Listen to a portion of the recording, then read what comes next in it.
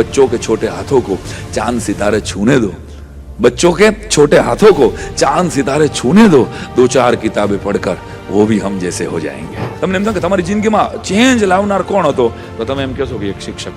સૌથી મોટો બાળક માટે એની સ્કૂલ છે ને એનો પરિવાર છે, બીજી એની સોસાયટી છે, ત્રીજા નંબરે સ્કૂલ આવે છે અને ચોથા નંબરે ટીચર આવે છે.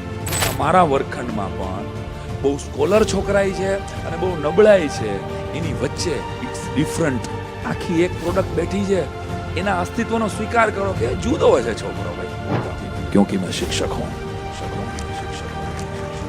मेरे संतोष का कारण है जब मैं देखता हूं अपने छात्रों को आगे बढ़ते हुए, सफल होते हुए, सब कुछ प्राप्त करते हुए, दुनिया का मुकाबला करते हुए, और तब मैं कहता हूं कि गूगल के जमाने में भी मैंने पढ़ाया है. હું ખાલી પ્રાર્થના ગવડાવીશ, તમારે ગાવાની નથી, ખાલી 1 જ મિનિટની પ્રાર્થના છે. આંખ નહીં ખોલતા કોઈ, અને પ્રાર્થનામાં તમારે તમારા ઈષ્ટદેવને યાદ કરવાના છે. ઓ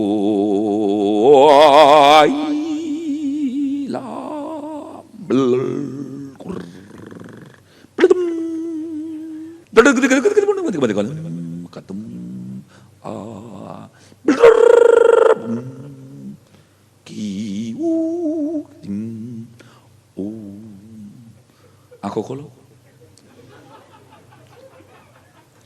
કોને ભગવાન દેખાણા? દિલ ઉપર હાથ રાખીને કહેજો, કોઈને પોતાના ઈષ્ટદેવ દેખાણા આમાંથી? કેમ પ્રાર્થના જ હતી ભાઈ? કોઈ દેશની, કોઈ પ્રદેશની, કોઈ વિદેશની આ પ્રાર્થના નહીં હોય? પાડો હા કે ના? તમારા ભાષાની નથી, ગુજરાતીમાં નહોતી એટલે તમને ભગવાન ન દેખાણા, તમારા ઈષ્ટદેવ ન દેખાણા. આ નાનકડું આઈસ બ્રેકિંગ હતું એક ખાલી. આપણે જે એક ફ્રેમ લઈને તમે બેઠા હો, ભાઈએ મારા વિશે 3 પાના વાંચ્યા એટલે કેવું થઈ જાય, ઓહો આવડી મોટી. બરે ભાઈ, તમારી સાથે જોડાવા માટે જરૂરી છે એક ગીતનો કટકો જે તમારા હૃદયથી મને જોડી દે, મારા હૃદયથી તમને જોડી દે. તો જોડાણ વગરની કોઈ પણ વાત, જે આમાં કોઈ આપણે જાતા હશું મોરબીના જેટલા પણ ડોક્ટરો છે, તમે જોજો ઓપરેશન કરતા પહેલા એ લોકો એનેસ્થેસિયા આપે, એટલે કે દર્દી શીખી ન જાય. આપણે બધું શીખી ન જાય, આપણે આપણું પછી કિડની બીડની કરી નાખીએ. એ એટલે જ ઓપરેશનમાં આપણને બેભાન કરી દે. એક જણો તો ડોક્ટર સાહેબે આમ બેભાન કરવાની, શું કરો સાહેબ? તો કે તને બેભાન કરવાનો હતો, ઉભા રહ્યો એમ કરીને એને વોલેટ કાઢ્યું. એ શું કરો તો કે હું પૈસા તો ગણી લઉં.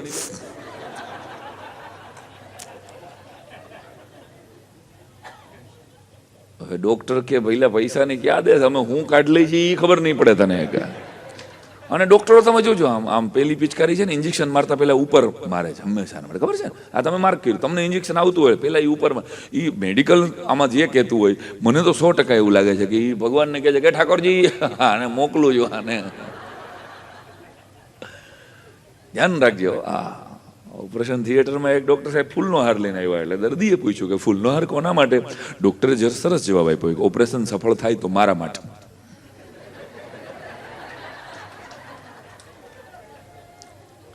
નહીતર તું તો છો જ. આ વાત સાવ હળવી ફૂલ છે, જરાક આપણે હળવા થઈને, મારો સ્વભાવ હળવો છે, મારું કાર્યક્ષેત્ર હળવું છે, વ્યવસાય મારો હળવો છે, પરંતુ મારી વાત હસવા જેવી 100% હશે, હસી કાઢવા જેવી હરગીઝ નહીં હોય. તમને ઠીક લાગે ત્યાં તાલી પાડજો, આપણે કઈ જરૂર નથી. અમુક લોકો ઘરની જ વાતો સ્કૂલમાં કીધા કરે ને, સ્ટાફ રૂમની અંદર એના પ્રોબ્લેમ, એ પોતે પ્રોબ્લેમ લઈને આવે છે. હવે એ પ્રોબ્લેમ, હવે તમને કોઈને મતલબ છે આજે સવારે 9:30 વાગે મારા ઘરમાં શું ઘટના ઘટી છે? સહી હશો નો? ના, તમને મારા લેક્ચરથી મતલબ છે. સાહેબે મને બોલાવ્યો છે અહીંયા એક લેક્ચર માટે, મારા ઘરમાં કોઈ મોટી ઘટના અત્યારે 9:30 વાગે ઘટી ગઈ છે, અને હું એની પીડા તમારી સામે વ્યક્ત કરું, એના લીધે તમારી ઉપર ગુસ્સો કરું, તો તમને તો થયેલો જબરજસ્ત અન્યાય છે. ક્યાંક શિક્ષક તરીકે હું આજે કેજી થી પીજી સુધીના ટીચર્સ બેઠા છે, મારા કેટલાક વડીલો બેઠા છે, કોઈ જ્ઞાનની વાત અહીં કરવા આવ્યો જ નથી. હું સાવ ક્લાસરૂમની હળવાશપૂર્વકની વાત, કારણ કે મારો સ્વભાવ છે. એક છોકરાને પૂછેલું કે કેવી નિશાળ ગમે, એ છોકરાએ બહુ સરસ જવાબ આપ્યો કે બંધ. શિક્ષણ વ્યવસ્થાની સામે જવાબ હતો આ, હારી બંધ જ નહીં. આમાંથી હું તમે, મારો જન્મ બહુ નાનપણમાં થયેલો,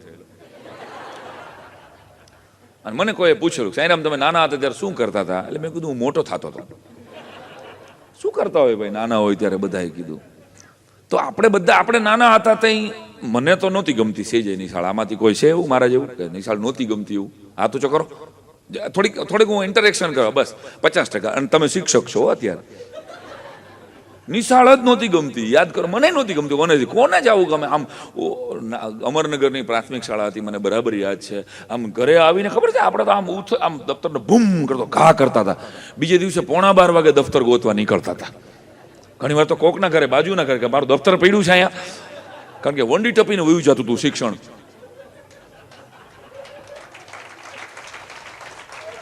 શિક્ષણ વંડી ટપી જતું હતું આપણું. ક્યાં કોક ડામચિયા હેઠેથી દફતર ગોતવું પડે. અને લેસન ન કરવાના આપણી પાસે કેટલા બધા ક્રિએટિવ બહાના હતા. સાહેબ બહુ પેટમાં દુખે, સાહેબ માસી ઘરે આવ્યા હતા. માસી તો કાં મરી જવાના હોય ને કાં ઘીરે આવ્યા હોય.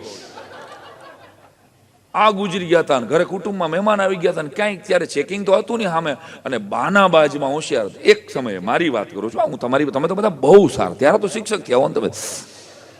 આ તો હું મારી વાત કરું છું કે આપણામાં એ ક્રિએટિવિટી.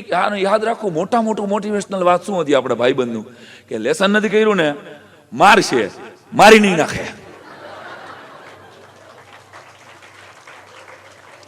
સૌથી મોટી મોટિવેશનલ વાત આપણો જે નજીકનો ભાઈબંધ હોય ને, કે ચિંતા કરમાં મારશે વધીને, મારી નહીં નાખે કોઈ. આ એક વાક્ય આપણને જીવાડી દીધા. કોઈ દી લેસન માટે એની પ્રેરણા જ ન પૂરી પાડી કોઈ.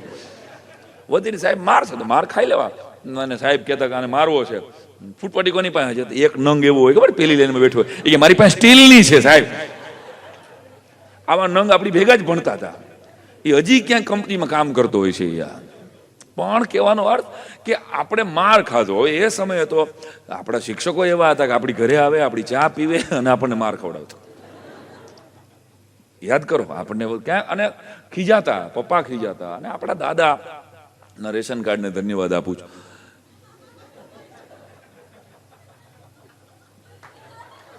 તમને સમજાઈ ગયો મારો મુદ્દો? હું થોડુંક ડાયજેસ્ટ થવા દઉં છું તમને. 4 કાકા, 4 ફયું, 2 મોટા બાપુ, 2-3 તો જન્મીને ગુજરી ગયા હોય. એ તો દાદાને બાને જ ખબર હોય. અને આજે અત્યારે જે વસ્તાર દેખાય છે ને આપણા ખાનદાનનો, એ દાદા દાદીની બદોલત છે. બાકી તો અમે બેન, અમારો એક અટાણે તમે જુઓ, એકનો એક ભદ્ર સમાજમાં એકનો એક સંતાન છે. હા, એ પાછો માનતાનો છે અને કોઈના બાપનું માનતો નથી. હવે મુદ્દો એ આવે છે કે આ કોઈના બાપનું માનતો નથી, એને તમારે અહીં ભણાવવાનો છે. બહુ અઘરી વાત છે. એકનું એક સંતાન. આપણે ઘરે હતા, અહીં બેઠેલા તમામ શિક્ષકોને જ ખાલી હું આ પૂછું કે ભાઈ 2-3 સંતાનો હતા, 2 બહેનો હતા. આપણે એક જોઈન્ટ ફેમિલીમાં જાજા ભાગે, હું પણ જોઈન્ટ ફેમિલીમાં મોટો થયો, તમે પણ આમાંથી કોઈ હશો, કે આપણે સિંગલ સંતાન હતા જ નહીં. એટલે આપણી ઘરે મહેમાન આવે ને ત્યારે બાપુજીને કોઈ પૂછો કે તમે દીકરો કેટલામાં ભણે? એટલે બાપા આપણે કેટલામાં ભણે? હે, મૂળ બાપાને ખબર નહોતી કે આપણે કેટલામાં ભણીશ. કે બાપા કહી દે 5માં, એટલે આપણે કહી 6માં. 5માં નથી. નિહાળે આવીને કહેતા હતા સાહેબ મારો છોકરો કયા ધોરણમાં ભણે છે? બાપાને ખબર જ નહોતી. મજૂરી કરતા હતા યાર, ખેતી કરતા હતા. પોતાના કામમાંથી ક્યાં નવરાશ હતી? છોકરાનું લેસન શું થયું?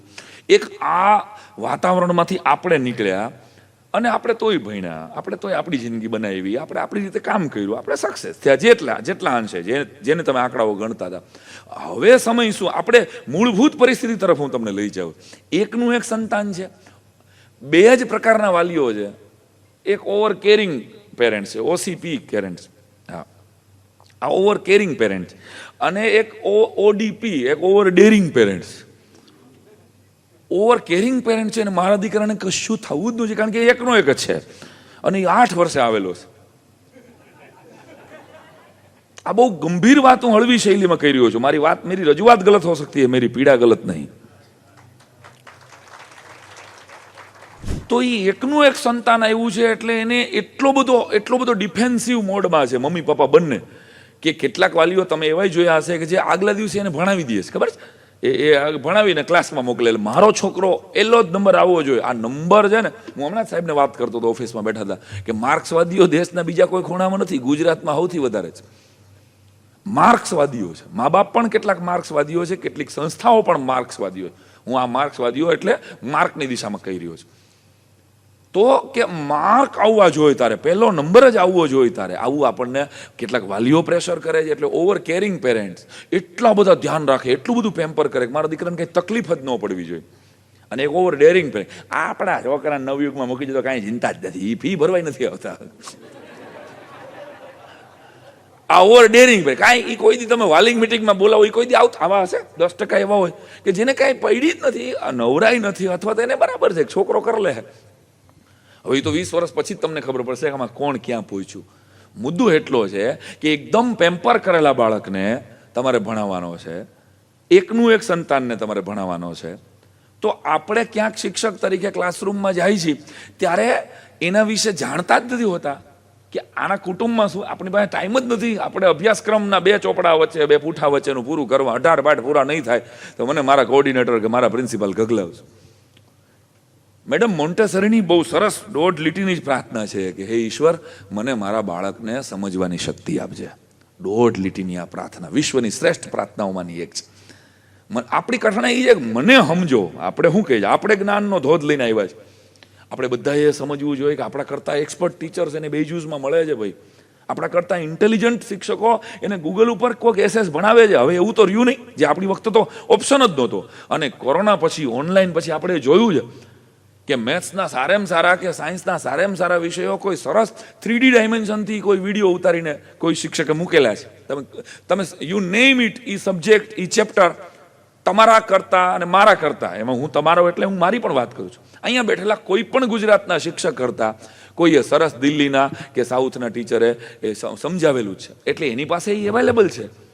એક સમયે મારે ને તમારી પાસે જે ઓપ્શન જ નહોતા, એ ઓપ્શન એની પાસે ખુલ્લો જ.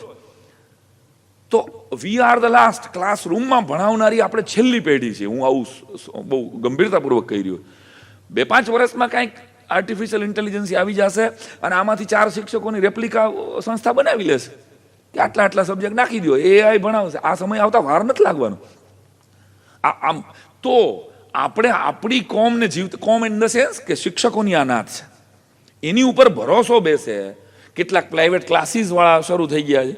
તમે જોઈ રહ્યા છો અત્યારે રાફડો ફાટ્યો છે કે સ્કૂલની જરૂર જ નથી. એમ તમે ગમે એ સ્કૂલમાં નંબર રાખજો, પ્રાઇવેટ ક્લાસીસમાં તમારા છોકરાને મોકલો એટલે સીધો એને અમે આ સ્પર્ધાત્મક પરીક્ષાઓમાં પાસ. તો શિક્ષણ એ સ્પર્ધા નથી, શિક્ષણ એ પ્રવાસ છે. આ મૂળભૂત પાયાની કેળવણીની વસ્તુ જ ભૂલાઈ ગઈ કે આ એક પ્રવાસ છે, આ એક જર્ની છે. એ જર્નીને બદલે આપણે એને રેસ કરી નાખી.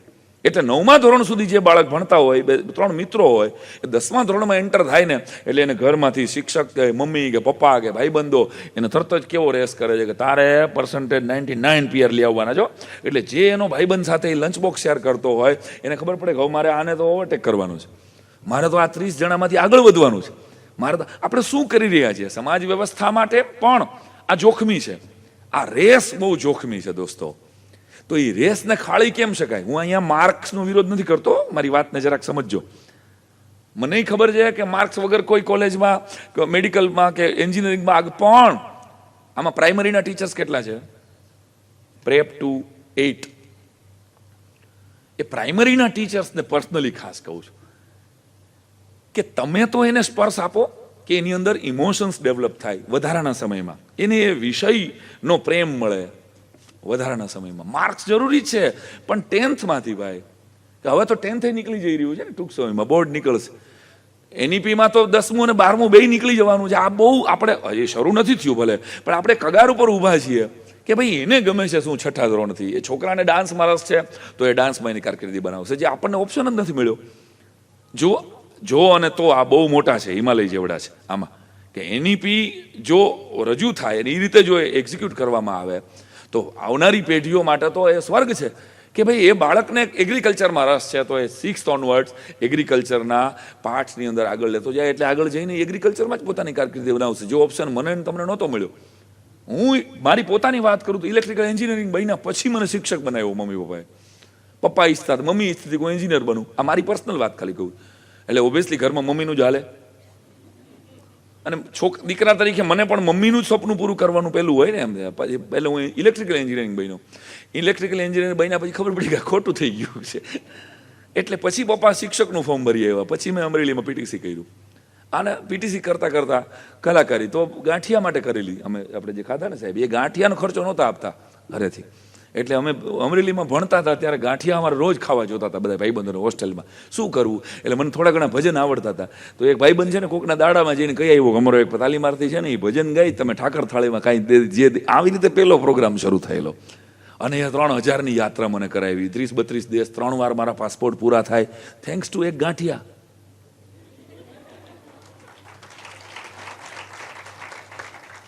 તો 1000 miles of a journey starts with a single step. ગોખેલું છે પણ સાચું છે. તમે ભરોસો રાખજો, મારી પાસેથી શીખવા જેવું કોન્ફિડન્સ જ છે.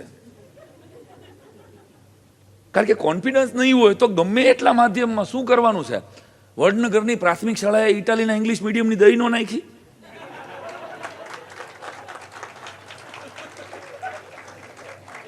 ત્રીજી વાર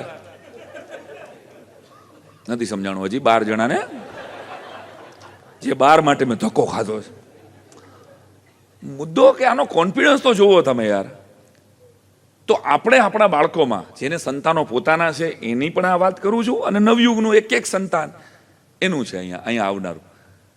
તો આપણે કોન્ફિડન્સની ખેતી કરીએ છીએ ખરા? તમારી જાતને સવાલ પૂછજો. વર્ગખંડમાં આપણે આ ખેતી કરતા નથી તો કદાચ તમે ગમે એટલો સબ્જેક્ટ ભણાવ્યો હશે, તમારા બાળકના એ કોન્ફિડન્સ જ નહીં હોય તો શું કરવાનું? બહાર જઈને એક ખાલી રટ્ટામાર ગોખણીઓ થશે. એટલે મારી કરબદ્ધ પ્રાર્થના છે, એક સરસ મજાની કવિતાથી મારે વાતની શરૂઆત કરવી છે. કે ઓલરેડી શરૂઆત તો થઈ ચૂકી છે, પણ મને આમ જેમ ઉગતું જાય એમ થોડું ઘણું લેસન કરીને આવ્યો છું તમારા માટે.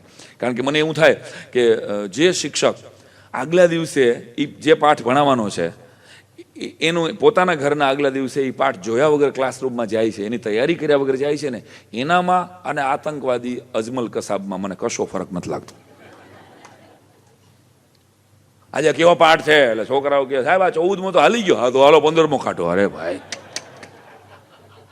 અને આ પ્રજાતિ છે હો હજી, હાલો કાઢો એમ કરે સાહેબ. પણ કે આ ક્લાસમાં તમારો પીરિયડ જ નથી. ઓહો, આવા શિક્ષકો છે, જીવિત છે, અહીંયા પણ હશે, મારે કોઈના નામ નથી લેવા, મારેમાંય છે. પ્રજાતિ જીવે છે, કારણ કે એને સમજે કે હું જે કહું ને મને બધું આવડે જ છે. તો યાદ રાખો કે 1.5 લાખનો આઈફોન બનાવવા વાળા પણ આઈફોન 15 પ્રો છે. તમે માનો છો કે આઈફોન 15 પ્રો હવે બનાવ્યો છે, એની પાસે 16 પ્રોની સિસ્ટમ તૈયાર નહીં હોય? હશે જ, પણ એ ગ્રેજ્યુઅલી મૂકે છે, અપડેટ કરે છે. 1.5 લાખનો ફોન બનાવવા નોકિયા શું કામ પતી ગયું કોઈને ખબર છે? That is the point. Nokia પહેલો ફોન હતો ને, ખબર છે ને, 3310 આવતો ચામુંડામાં ફળા જેવો ફોન હતો, આવડો મોટો હોય, વાગે તો આખું ઘર ગમ જોતું હતું કે હા વાગે ભાઈ પાસે ફોન છે.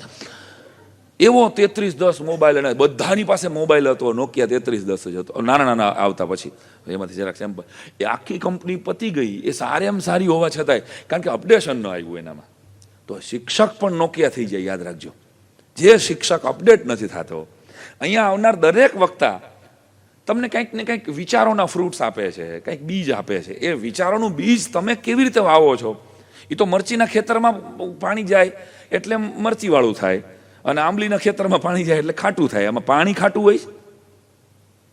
પાણી તો એક જ હરકું. એમ હું વાત અહીંથી કરું છું, ચાહે મારા પૂર્વગામી વક્તાઓ કે હજી આવનારા દિવસોમાં બીજા કોઈ વક્તાઓ આવશે, એ તમને પોતાના અનુભવનું ભાથું અડધી 1 કલાકમાં 1.5 કલાકમાં મૂકે છે. તમે એને કેવી રીતે લ્યો છો તમારી પર્સનલ જિંદગીની અંદર અને તમારા વર્ગખંડની અંદર? તો તમે એ વિચારજો કે તમારા વર્ગખંડની અંદર આત્મવિશ્વાસની ખેતી થાય છે? જો નથી થતી, અથવા કોઈ પણ સંજોગે તમે બાળકને ઉત્સાહ નથી આપી શકતા 45 મિનિટમાં, એક 4 મિનિટનો, એટલે 10મા ભાગની વાત કરું છું, ખાલી 4 મિનિટનો જો તમે ઉત્સાહ ન આપી શકતા હો, ક્યાંક શું થાય છે? મેં જે જોયું છે મારી સ્કૂલમાં પણ, અને અનેક વખત જગ્યાએ, કે જે સબ્જેક્ટ, આમાં ગણિતના ટીચર કેટલા છે? હાથ ઊંચો કરો. Very good. અને ભાષાના શિક્ષક આટલા, સંગીત શિક્ષક છે? અરે વાહ, વ્યવસ્થા હાચવીને બેઠા છે એની જગ્યાએ. તો થાય છે શું ક્લાસરૂમની અંદર ક્યાંય કે ક્રોસ કનેક્શન થવું જોઈએ ને, કે ભાઈ કોઈ છોકરો પ્રાર્થનામાં દાખલા તરીકે સરસ મજાનું ગીત ગાય છે, કે તમારા એન્યુઅલ ફંક્શન થાય છે, કોઈ સરસ એક્ટિંગ કરે છે.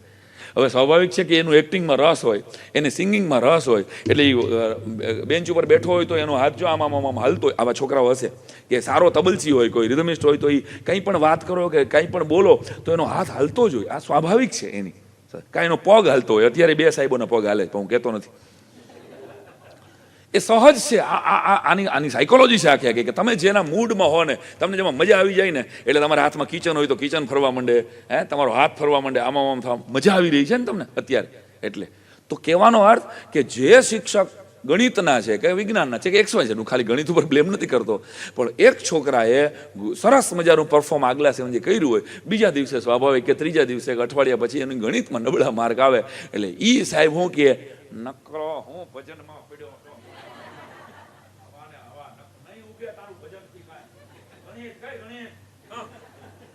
હાલી નીકળ્યા કોણ જાણે ભજન ના દીકરા. એટલે ઓલાને એમ થઈ જાય કે મેં સારું ભજન ગાયું, એ જાણે પાપ કરી નાખ્યું. ક્યાંક ગણિતમાં ટોપ કામ કરેલું હોય અને એને ગીત ગાતા ન આવડતું હોય, એટલે સંગીતનો શિક્ષક કામ કરે છે. નકરા ગણિત કાંઈ નહીં આવે, સંગીત. દરેકને શું કરવું છે આપણે? દરેક શિક્ષકને પોતાના સબ્જેક્ટની બેંક વધારવી છે, એના ઇન્ફ્લુઅન્સ વધારવા છે, એના ચાહકો વધારવા છે.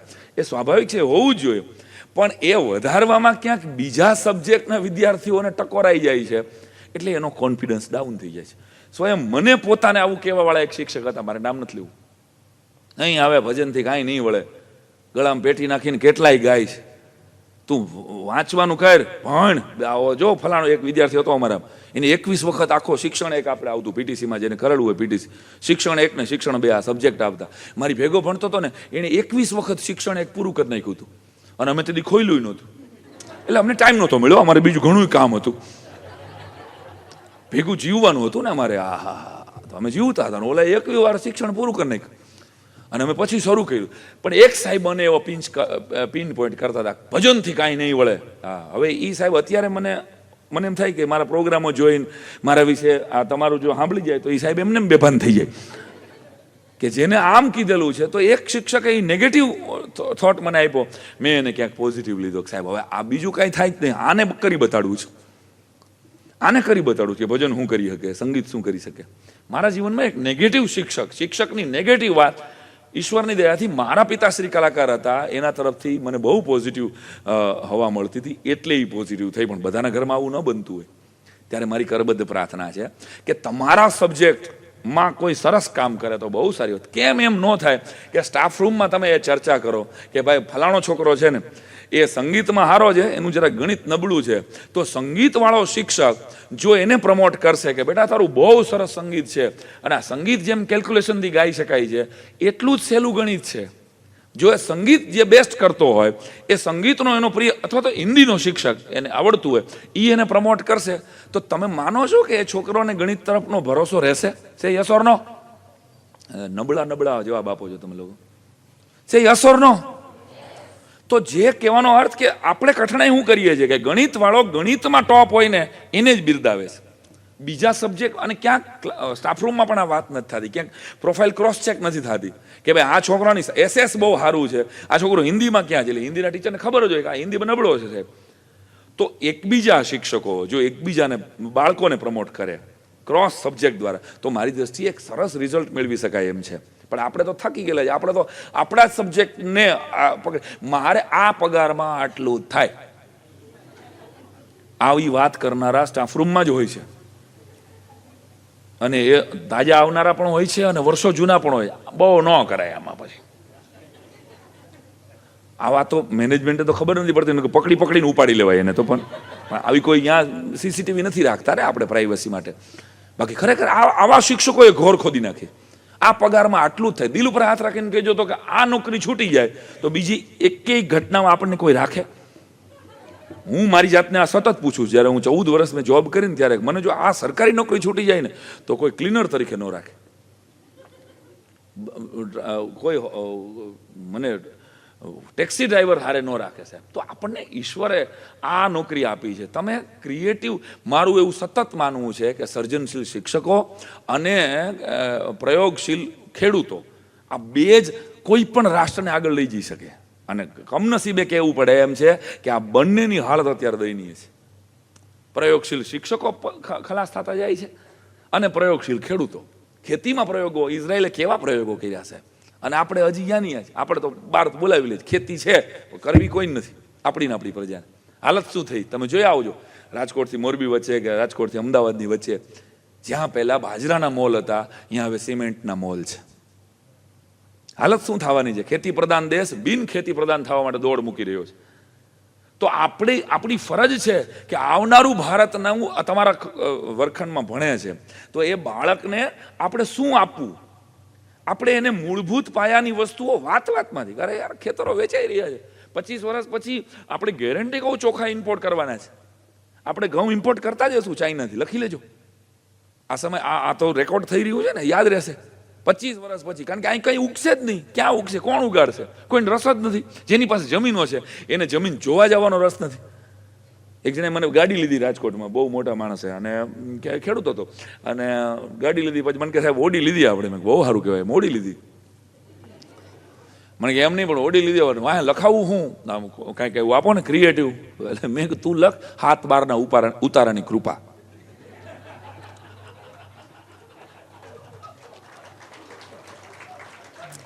આ ખેડૂતો એને વધારે સમજાણું જમીનવાળાઓને.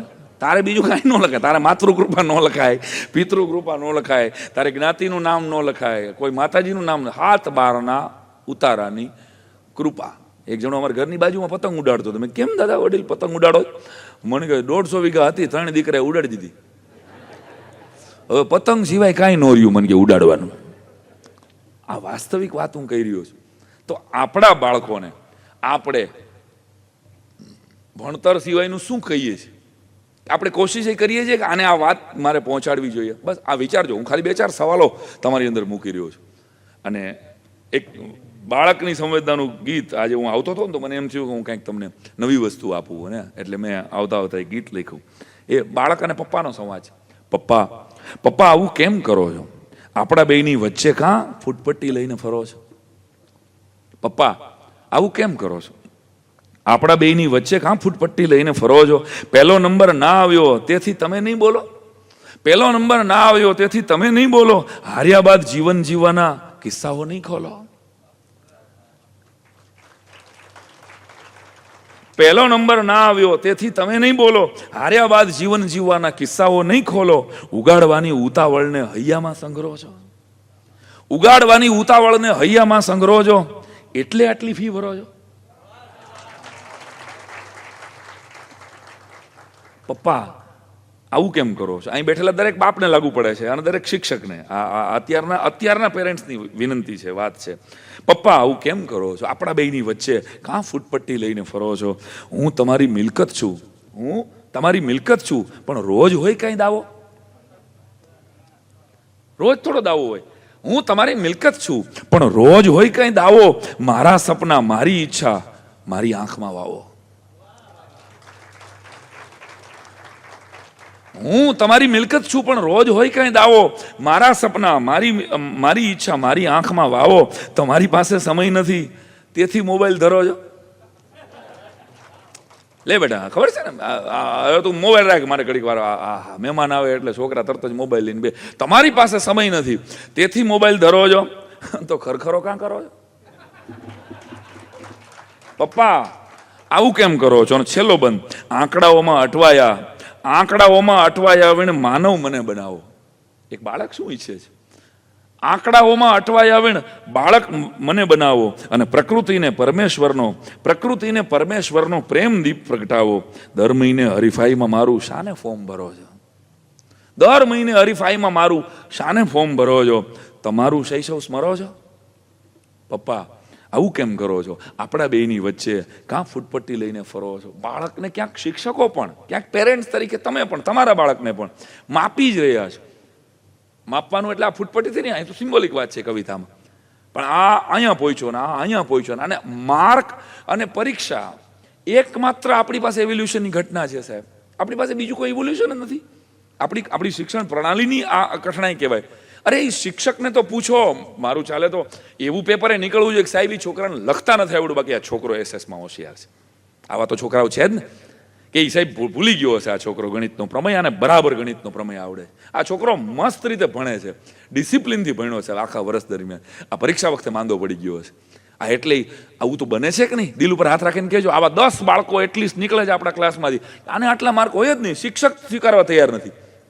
સાહેબ આ કોઈ દી કરે જ નહીં, આટલા ઓછા માર્ક આને આવે જ નહીં, આ શિક્ષકને ઘા લાગી જાય છે, એ તમારી અંદરનો સાચો શિક્ષક છે. તો આપણે કોઈ એવી ઇવેલ્યુશન સિસ્ટમ કેમ ઊભી ન કરી શકીએ 10 માર્ક પૂરતી, જેમાં 10 જ માર્ક હોય ખાલી, પણ સાહેબ આ છોકરાને શિક્ષકો માર્ક આપે એના કે ભાઈ આ માર્ક લખાણના નહીં, એના વર્તનના હોય. મને ખબર નથી આ કેમ થાય નવયુગમાં, પણ એક વિચાર મૂકું છું તમારી સામે કે સાહેબ આ છોકરામાં ડિસિપ્લિનના માર્ક 2 આવે હો.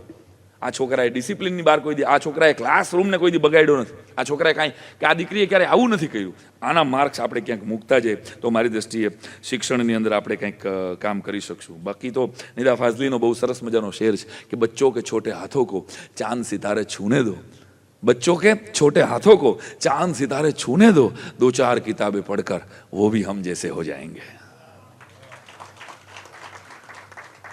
નેચરલ કોર્સમાં બાળક કેટલું બધું શીખી રહે છે, આપણને વેમ છે ક્યાંક કે આપણે એને ભણાવી દઈએ છીએ. એકચ્યુઅલી ભણાવવું આમ ગણો ને, મારીને તમારી વચ્ચે તો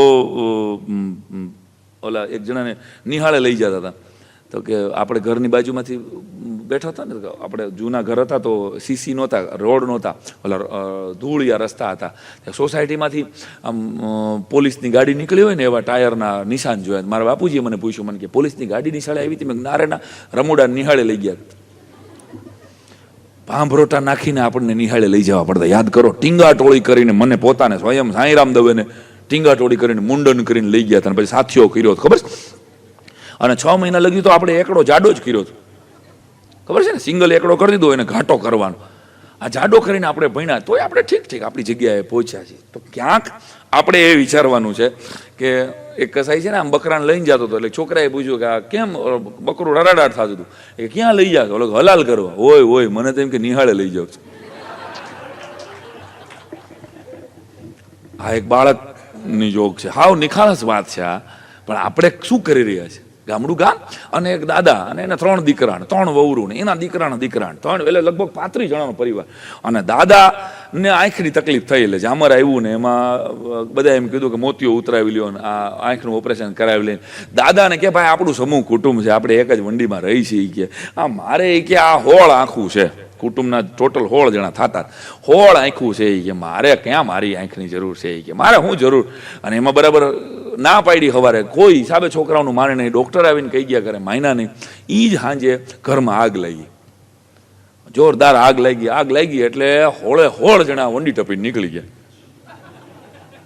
અને કાકા જે ઓયડીમાં હતા ને, દાદા બેઠા હતા ને, એનું ઘર હળકતું હતું. એ નજીક આવ્યું ત્યારે એને વિચાર આવ્યો કે મારી પાસે મારી આંખ્યું હોત ને તો હું વંડી ટપીને નીકળી શક્યો હોત. અને કેટલાક શિક્ષકો એટલા બધા કડક છે પોતાના સબ્જેક્ટને ભણાવવા માટે, એને બીજી કાંઈ સીધું અર્જુનને જેમ ઓલી આંખ દેખાતી હોય ને એમ આને સીધું પોતાનું ધોરણ દેખાતું હોય ને પોતાનું સીધું શરૂ થઈ જાય ડસ્ટર. કાંઈ વાત જ નહીં, કનેક્શન જ નહીં. એટલે operation is success, patient is dead.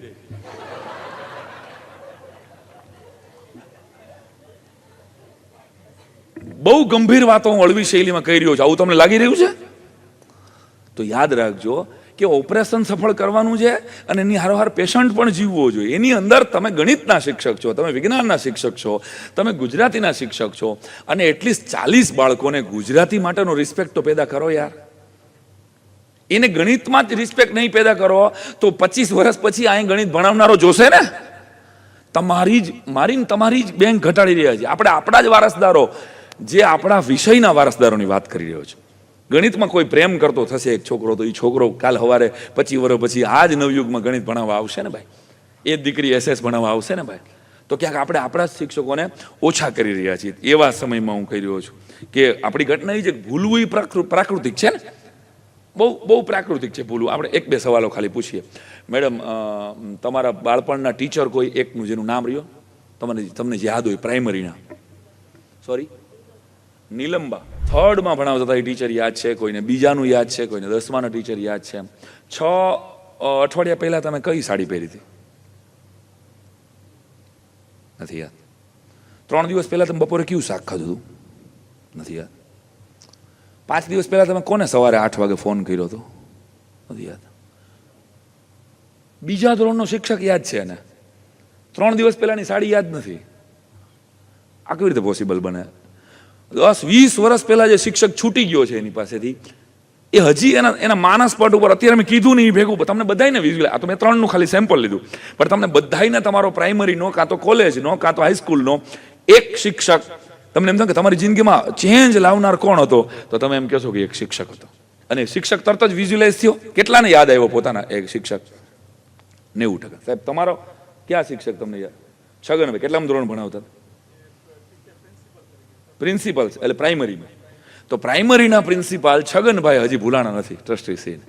વિચાર કરો એવું તે શું કર્યું એ છગનભાઈએ કે એ મેડમે કે સરે કે સાહેબ 20-30 વર્ષના માણા વહી ગયા, એ તો કદાચ જીવતા નહીં હોય, ભગવાન એને હોવરણ કરે, પણ એ કદાચ વયા ગયા હોય, તમે કદાચ પછી એને મળ્યા પણ નહીં હોય. મેડમ તમે મળ્યા છો એ ટીચરને? તમે એક વાર અહીં ગામમાં જ રહે છે, બાર ગામ છે. સર તમે મળ્યા છો તમારા સરને? નથી મળ્યા. 20 વર્ષ થઈ ગયા હશે તમે તમારા ટીચરને મળ્યા નહીં હોય, પણ એની અસરનું મેગ્નેટ તમને બધાની વચ્ચે એનું નામ પડે એટલે તમારા ચહેરા ઉપર મુસ્કાન આવે છે. તો આપણા ગામડામાં એક અત્તર વેચવા આવતો, તમને યાદ છે? આખી એક નવી પેઢીને, ઇન્સ્ટાગ્રામની પેઢીને ન ખબર હોય, ગુલાબનું અત્તર લઈને બેસતો, જસ્મીનનું અત્તર લઈને બેસતો, હાથે અત્તર ફૂલમાંથી બનાવતો, અને પછી એમ કહેતો કે સાહેબ અત્તર લઈ લ્યો ને, એટલે આમ રૂનું પૂમડું તમારા હાથ ઉપર ઘસે. આ એક ગામડામાં વેચતા અમે જોયેલા, કદાચ 40+ પેઢીએ જોયા હોય. અને પછી એમ કહીએ આપણે સૂંઘીએ બીજું, એટલે બીજા હાથમાં બીજું અડાડે. જોવો ને સાહેબ 50 રૂપિયાનો તોલો છે, 50 રૂપિયાનો તોલો, 20 રૂપિયાનો તોલો એ વેચતો. આપણે કે નાના ભાઈ બહુ મોંઘું છે એમ કરીને વયા જાય. પછી આપણે એક પણ અત્તર ન લઈને તો આપણો હાથ સાંજ સુધી મગમગે. એક બાજુથી જસ્મીનની સુગંધ આવે, બીજા બાજુથી રોઝની સુગંધ આવે. મારો કહેવાનો એક લીટીનો વાત એ છે કે અત્તરિયા શિક્ષક બનવાની કોશિશ કરજો કે 20 વર્ષ પછી તમને કોઈ આવી રીતે યાદ કરે.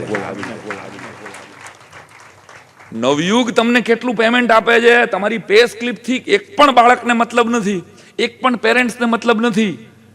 નવયુગના બાળકોને તમે શું આપો છો ને એનાથી આખા દેશને મતલબ છે દોસ્તો. આ સાહેબને 22,000 મળે છે, અમારા કરતા ઓછી મહેનત કરે છે, હું આટલી મહેનત કરું છું તો મને 18. આવા છે પીડાદાયક કેટલા બધા શિક્ષકો, એને સતત પગારની જ પીડા હોય છે. એને મુબારક, એ પીડામાં નિશાળું બદલેવા કરે છે, સ્લીપરની પટ્ટી બદલાવે એમ. દર 6 મહિને નવી નિશાળ હોય છે, અને એકય નિશાળમાં તો એને, કારણ કે એને એમ હોય છે કે મેનેજમેન્ટ બરાબર નથી. હું તો બરાબર જ છું, મારામાં તો કાંઈ, હું આટલો સબ્જેક્ટમાં હોશિયાર છું. અરે ભાઈ, પણ એક જગ્યાએ તારો નાટ્યો ટકતો નથી. તને એક સંસ્થા માતૃ સંસ્થા નથી લાગતી યાર, કે યાર હું મારા જીવનના 5 વર્ષ આપું, આમાંથી એક દીકરાને ડોક્ટર પહોંચાડું, એક દીકરાને IAS બનાવડાવું, એક દીકરીની અંદર એવું સપનું તો વાવી જાવ કે 20 વર્ષ પછી કોઈ સભામાં મને આવી રીતે કોઈ યાદ કરે. શિક્ષકનો એક લીટીનો લક્ષ્ય આવે, અને આ લક્ષ્ય જો પકડાય ને તો જ હું તો કહું છું શિક્ષકની નોકરીમાં કન્ટિન્યુ કરજો. નકર કાલને કાલ કોઈ હોટલના રિસેપ્શનિસ્ટ બની જાજો, કાલને કાલ રાજીનામું આપી દેજો ચાલુ સત્રે કે મને સાહેબ હું આ નથી કરી શકતી. ગુણવંત શાહ એમ કહેતા કે જે દિવસે હસીને વર્ગખંડમાં જવાનું મન ન થાય ને તે દિવસે CL મૂકી દેવી. કે તમારા પર્સનલ, મેં પહેલા વાત કરી જ્યાંથી મેં શરૂઆત કરી હતી, કે તમારો પ્રોબ્લેમ લઈને તમે સ્કૂલમાં આવો છો. સ્ટાફરૂમનું વાતાવરણ વિશે હું એક વાક્ય કાયમ મારી સ્કૂલમાં કહું છું, અને તમને ફરી આ નવયુગ મારી સ્કૂલ છે, મને આવું ક્યાંય લાગતું જ નથી. કાંજિયા સાહેબને મેં કાંઈ ભાગ પાડેલા જ નથી. મારી સ્કૂલ છે, આ મારી જ સંસ્થા છે. આ ફિલિંગથી હું કહી રહ્યો છું કે સ્ટાફરૂમનું વાતાવરણ હળવું હોવું જોઈએ, હલકું ન થવું જોઈએ.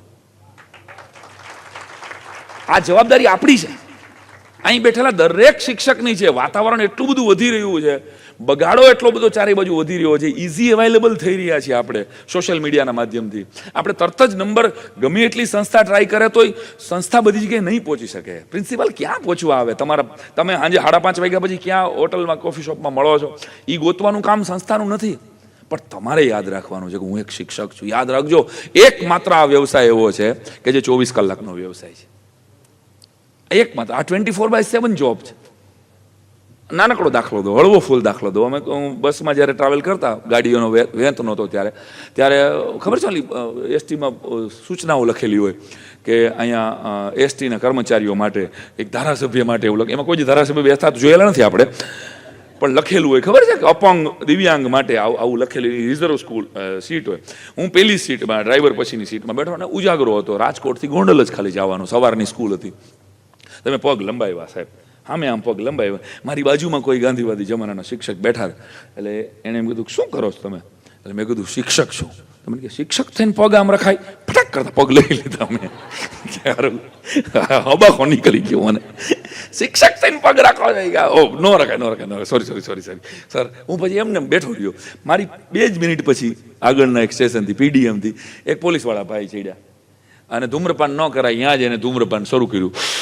બીડી ચાલુ હતી અને એને પગ રાખ્યા, 2 બટન ખુલ્લા હતા. ઓલા શિક્ષકે એ પોલીસવાળાને કીધું પણ નહીં કે તમે પોલીસવાળા છો અને તમે આમ કરો છો. ના, એને કહેવાની જરૂર નથી. શિક્ષકને વાત યાદ રાખજો, કેટલાક શિક્ષકો શિક્ષક છે અને પછી આપણે તમે બીજું શું કરો તો કે સાઈડમાં શેર બજારનું છે,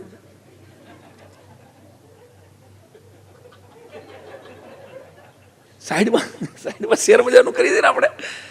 એટલે સાઈડમાં કંઈક કરો છો, આનો મતલબ કે તમારો મૂળ ધંધો શું છે, તમારે કરવું છે શું, તો ફૂલ ટાઈમ શેર બજાર કરો ને ભાઈ. ક્લાસરૂમની પથારી હું કામ ફેરવો છે? ફૂલ ટાઈમ જે કરવું હોય 100% આપો ને. એટલે 14 વર્ષની નિશાળ મેં કરીને છોડી દીધી કે હું ફૂલ ટાઈમ નથી શિક્ષક રહી શકતો યાર, હું હવે સલાહ દઈ શકું. પણ બાળકો હારે અન્યાય થઈ રહ્યો છે, આ મને ફીલ થયું હતું સાહેબ. તો કહેવાનો અર્થ કે આવા પ્રયોગો આપણે કરી શકીએ. આપણા ઇમોશન્સ ઉપર 1000 નજર છે સ્કૂલના બાળકોની.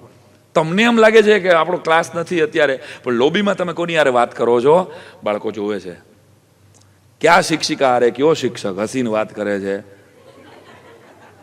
એવા વેમમાં નો રહેતો, આને કઈ ખબર નથી પડતી. LKG વાળા પકડી લે છે. આથી મોટા તો કેટલું સમજવાનું. મારી વાત હળવી શૈલીની છે, પણ સ્કૂલને હલકી બનાવી નાખશો, ફરીને યાદ રાખજો, તો લાખો કરોડો રૂપિયાની એસેટ્સ લાગેલી છે ભાઈ આ ટ્રસ્ટીઓએ. આમાં મહેનત કરી છે, આમાં કેટલા બાળકોનું ભલું થયું છે અને ભલું થતું બંધ થઈ જશે તમારી એક સ્ટુપિડ ભૂલથી, તમારા પર્સનલ બિલોંગિંગથી. એટલે તમારા પર્સનલ રિલેશન્સ ને પર્સનલ રાખો. આ સંસ્થા એના માટે નથી. અહીંયા મળ્યા છો તો વાતાવરણને હળકું નહીં કરો, વાતાવરણને હળવું રાખો, તંદુરસ્ત રાખો, તો તમે બાળકો સુધી ઝડપથી પહોંચી શકશો. અને બાળકો જોઈ રહ્યા છે, બાળકોને બધી ખબર પડે છે. એને ન જોવાનું કેટલું નાની ઉંમરમાં જોઈ લીધું છે. એ તો તમને અનુભવ છે, મને અનુભવ છે કે કોરોનામાં આપણે જે ઓનલાઈન કરાવ્યું પર કરવું પડ્યું. આપણે યાદ રાખજો, બધા જ શિક્ષકોને પ્રાર્થના કરું છું કે કોરોના પછીના સમયકાળના શિક્ષકો અને કોરોના પહેલાના શિક્ષકો, આ બેને જો ડિફરન્શિએટ નહીં કરો બાળકોને સમજવામાં, તો બહુ મોટી થાપ ખાઈ જશો. આ બાળકો નથી, આ નાની ઉંમરના યુવાનો છે તમારી પાસે. એટલે તમારું ડ્રેસિંગ એ ક્યાં જોઈ રહ્યા છે, શું કામ જોઈ રહ્યા છે, તમે શું ખાઈને આવો છો, શું વાત કરો છો. ફોન કદાચ તમારે ક્લાસરૂમમાં ફોન એલાઉડ છે નથી, એટલે બાકી તમે ફોન ઉપર કોની યાર વાત કરો છો, ઈ નોઝ. ગામમાં તમે મળો છો ક્યાંક અને તમે ક્યાં ભેગા થઈ જાઓ છો, એને જંક ફૂડ ન ખાવું જોઈએ, અને સાહેબ જ પીઝા ખાતો પકડાય પાછું. લે સાહેબ તમે તો હા તમે તો કાલ કહેતો હતા ને. એટલે આચરણમાં, કહેની અને કરણીમાં ફરક આવી રહ્યો છે, એ નજરે દેખાય છે. એટલે અસર ક્યાંક શિક્ષકની ઓછી થઈ. બાકી આ એ જ સમાજ હતો. એક આપણે બધા 40+ પેઢીમાં ભણેલા છીએ કે અમારા ગામમાં અમારા માસ્તર કહે ને પછી લગ્નની તિથિ નક્કી થાય. યાદ કરો, અમારા ગામના માસ્તરને પૂછીને ઘરના ગામના બધા જ પ્રસંગો નક્કી થતા. એ પેઢી મેં જોઈ છે, કદાચ સાહેબ આપે પણ જોઈ કે શિક્ષકનું જે સન્માન હતું ગામમાં તમામ વર્ણમાં, કે માસ્તરને પૂછી આવો, માસ્તર હું, માસ્તરની રાય એ પંચની રાય જેવી રાય હતી. ના આ ન કરાય, આપણા ગામમાં આ વસ્તુ ન થવા દેવાય. તો આટલું બધું મહત્વ હતું, અને એ મહત્વ અચાનક ખીણમાં વયું ગયું. એના મૂળમાં કાંઈ સમાજનો જ ખાલી વાંક નથી, વાંક ક્યાંક આપણો પણ છે. કે એક શિક્ષકના વ્યવસાયને અને આની ઘોરખોદી કેટલાએ, તો કે એક્સિડન્ટલી થયેલા શિક્ષકોએ, કે પછી ક્યાંય એડમિશન નહોતું મળતું એટલે પછી B.Ed કરી નાખ્યો. આણે પાળ પીટી નાખી આપણી. કે એને ક્યાંય એને સાયન્સ કરવું હતું, મારે તો, અને હવે ઘણા હજી સપનાઓને વાગોળતા હોય, મારે તો ડૉક્ટર થવું હતું ભાઈ, મારે તો એન્જિનિયર થવું હતું, પણ પછી એમાં ક્યાંય એડમિશન ન મળ્યું અને 30 લાખ રૂપિયા કીધા. પછી બાપુજીએ કીધું કે હવે PTC કરી નાખ. આવા પરાયણના થયેલા, પરાયણ શબ્દ છે દેશી આપણો, પરાયણના થયેલા શિક્ષકોએ ગુજરાતના દેશના શિક્ષણની ગોર ખોદી નાખી. અને જો તમે કદાચ એ પરિસ્થિતિમાં શિક્ષક થયા હો, તોય હજી હું તમને શક્યતા કહું છું કે તમે તમારી જાતને અપડેટ કરી શકો. પુસ્તકો દ્વારા તમે તમારી જાતને અપડેટ કરી શકો. એક્સેપ્ટેબિલિટી જ નથી આપણામાં. આપણે સ્વીકારવા જ તૈયાર, હું બરાબર જ છું, મોટા 22,000નો પગાર છે આપણો, આપણે કાંઈ જરૂર જ નથી. એક કેટલાક લોકો પોતાની આજુબાજુ એવું રક્ષા કવચ મૂકી દીધું કે એને કાંઈ સુધારવાની જરૂર જ નથી. જો આઈફોન વાળો પોતાની એક આખી કંપનીને દર 6 મહિને અપડેટ કરતો હોય, તો આપણે 1.5 લાખની વસ્તુનું એક લેક્ચર નથી વેચાતું, કોઈ એક પ્રોડક્ટ 1.5 લાખની આપણે વેચતા નથી. તો ઇન્ટરનેશનલ લેવલે અપડેશન, આર્મીમાં ટ્રેનિંગ હોય છે, કોઈ પણ ક્ષેત્ર એવું બતાવો જેમાં ટ્રેનિંગ ન હોય. શિક્ષકોને ક્યાંક ટ્રેનિંગ કર્યા પછી બધા રાજી થઈ જાય ને એ બધું. અરે ભાઈ, તમે ક્લાસરૂમમાં શું લઈ જાઓ છો એ તમારી ઉપર છે. ફરી વાર કહું છું કે ભૂલવું પ્રાકૃતિક છે. જેમ કે 3જા દિવસ પહેલાંનું જમણવાર, સાડી ભૂલાઈ ગઈ, 3 દિવસ પહેલાં, 8 દિવસ પહેલાં ફોન કોને કર્યો તો એ ભૂલાઈ, એ સ્વાભાવિક છે. પણ સાયકલ તમે નાનપણમાં શીખ્યા છો બધા પાડો? હા. અત્યારે અહીંયા કાંઈક તકલીફ થાય, પ્રોબ્લેમ થાય જ નહીં, પણ કાંઈ થાય અને ભાગવું પડે આપણે બધાએ, અને બહાર ખાલી સાયકલ પડી હોય તો આમાંથી કોઈ એમ કહેશે કે હું તો ભૂલી ગઈ? આવું કહેશે કોઈ? નહીં. 20 વર્ષ પહેલા, 30 વર્ષ પહેલા સાહેબ તમે સાયકલ, મને લાગે છે તમે હું 8 આનાની ભાડે સાયકલ વાળી પેઢી છે, બરાબર? આપણી ઘીરે નહોતું, બજેટ જ નહોતું બાપુજી પાસે. ગનીભાઈ હતા ગામમાં, ખબર, રૂપિયાની ભાડે સાયકલ આપતા અને પછી કહેતા 15 મિનિટ મોડું થાય તો રૂપિયો વધારે લઈશ. એ રૂપિયાની ભાડે સાયકલ વાળી હું પેઢી છું. ઘરે બાપુજી પાસે નહોતી કે સાયકલ લઈ શકીએ. તો 20 વર્ષ પહેલા, 25 વર્ષ પહેલા સાયકલ કોઈ શીખવેલી, એ સાયકલ હજી યાદ છે. કારણ શું? કે એમાં મોટી બેને આપણને શીખવી હતી, કાં તો મોટા ભાઈએ શીખવી હતી, કાં તો કોઈ ભાઈબંધે જેને આવડતી હતી એને પાછળનું કેરિયર પકડી રાખ્યું હતું, યાદ છે? અને પછી આપણને ભરોસો દેવડાવ્યો હતો કે તું પેન્ડલ માર, તું પેન્ડલ માર, હું છું, તું મૂકતો નહીં. ખબર છે આપણે બહુ આપણે તું મૂકતો નહીં તું, આપણે હલબલી જતા હતા, મૂકતો નહીં તું યાર, મૂકતો નહીં. એ રાડું પાડતા હતા આપણે. 1-2 વખત આપણે ગોઠવણ છોલાણા હતા. અને પછી ક્યારે આપણા ભાઈબંધે, મોટી બેને, મોટા ભાઈએ કેરિયર પાછળનું છોડી દીધું અને આપણાથી પેન્ડલ ક્યારે લાગવા માંડ્યા, એ ચોઘડિયું, એ પળ, એ તારીખ કોઈ નહીં કહી શકે. એ ખબર નહીં, આવડી ગઈ. અને એનો જે ઉત્સાહ હતો આવડી ગયા એનું, અને એ હજી નથી ભૂલાણી. કારણ કે એ કોચિંગ મેથડથી ભણાવવામાં આવ્યું હતું. આ મેથડ જ શિક્ષકો ભૂલી ગયા ક્યાંક. મને એવું લાગે છે કે you are A facilitator only. બાળક ભણતો થાય ને એ તમારું મારું મૂળ કામ છે યાર. એને ભણાવી દેવું એ મૂળ કામ નથી. એની અંદર ઉત્સાહ જાગે કે આ વિષય તો કરવો જોઈએ યાર, આ તો ગોતવું જોઈએ. અને તમારા મારા કરતા વધારે એના ઘરમાં લેપટોપ છે, એના ઘરમાં ટેબ્લેટ છે, એના ઘરમાં મોબાઈલ છે. તમે એનામાં વાવો તો ખરા સવાલ, એ ઉગશે દોસ્ત. પણ ક્યાંક શિક્ષકો થાકી ગયેલા છે, ક્યાંક. આ બધા જ ની વાત નથી કરતો હું. અને એકાદ છે ને આ કોરોનાનું જેમ સંક્રમણ છે ને, એમાં નેગેટિવ વાળાનું બહુ સંક્રમણ હોય. એ સ્ટાફ રૂમમાં તમે કાંઈ સારો પ્રયોગ કર્યો હોય ને, કાંઈ ન કરાય પ્રયોગ ખોટા, આમાં પછી અમે આની પહેલાં કર્યો, એની પાસે જૂના બહુ ખરાબ ઇતિહાસ હોય, કાં તો એની પાસે આગલી સ્કૂલના રિપોર્ટ બહુ કાઢ મોઢા. અમારી આગળ નિહાળેમાં કે ભાઈ મેં બહુ બધું કર્યું હતું, કાંઈ કર્યું નહીં, પગાર વધારવાની વાત આવે ને મેનેજમેન્ટ આવે એમ કે સીધું એ પગારમાં આવી જાય. તમે જો એને ઓલી અર્જુનની આંખ દેખાય છે, આને ખાલી પગાર જ દેખાય છે. ફરીને કહું છું, એટલે પગાર મહત્વનો છે. અને તમે 5-5 વર્ષથી આ સંસ્થામાં જેટલા છે 50%થી ચાર્જ, એ સેટિસ્ફાઈડ હોય તો જ હોય ને ભાઈ. નકર અહીં 6 મહિના ટકતા નથી. કેટલાય એવાય છે. તો તમે આ સંસ્થામાં આવ્યા છો ફરીને, તમે આ સંસ્થાને શું આપ્યું એ મહત્વનું છે, બહુ મહત્વનું. એ યાદ રાખજો. ફરીને કહું છું કે ભૂલવું પ્રાકૃતિક છે, યાદ રાખવું જ કૃત્રિમ છે. આનો મતલબ એમ થાય મેડમ કે યાદ રાખવું જ કૃત્રિમ છે. એટલે આખી એજ્યુકેશન સિસ્ટમ આમ ગણો તો કૃત્રિમ વ્યવસ્થા ઉપર છે. મારી વાત સમજાય છે કે ઉપરથી જાય છે? હલો, ભારત માતા કી. કે પ્રાકૃતિક નથી. આ 3 દી પહેલાનો ફોન યાદ નથી, 8 દી પહેલાની સાડી યાદ નથી, 15 દી પહેલાનો જમવાનું યાદ નથી. આનો મતલબ કે ભૂલવું એ પ્રાકૃતિક છે. તો હવે તમે 2 મહિના પહેલા ભણાવેલો પ્રમેય કોઈ છોકરો આજને આજ પાકો કરી દે, ગોખાયેલો હોય, આવું તો કેવી રીતે રાહ જોઈ શકાય? જો તમને જ ન યાદ હોય, આનો મતલબ બાહુબલીની સ્ટોરી બધાને યાદ રહે છે. કોઈને પૂછવું પડે કટપ્પાએ હું કામ માર્યો? ના, કારણ કે રસથી શીખવામાં આવી. બાહુબલી જોવા ગયા ને ત્યારે એની પરીક્ષા નહોતી.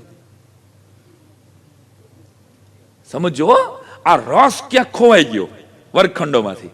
આપણે જે ભણાવી રહ્યા છીએ પરીક્ષામાં પૂછા છે, આ પહેલા જ કહી દઈએ છીએ આપણે. આ અઘરા શબ્દો છે અને કેટલાક શિક્ષકો તો તરત જ કહે હવે જે પાઠ છે ને એ સૌથી અઘરામાં અઘરો. અરે પણ તમે શું કરો છો? એટલે ઓલા જે મારા જેવા 2-3 4-5 જણા હવે બીકડા, હાવ 1 નંબરના, બાપા હવે તો મરી રહ્યા. હા સાહેબ હવે બહુ અઘરો. અને 4-5 સાહેબના ફેવરિટ સ્ટુડન્ટ હોય, એનો હાથ ઊંચો જ હોય, ખબર છે? આવડતું હોય બોલો. આ સૌથી મોટી ઘટના છે ક્લાસ. આવડતું હોય બોલો એટલે 15 જણા આપણને આવડતું જ નથી કાંઈ.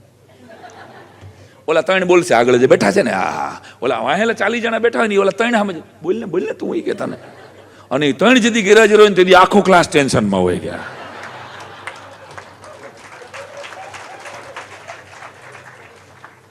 આવું થાય છે ક્લાસરૂમમાં.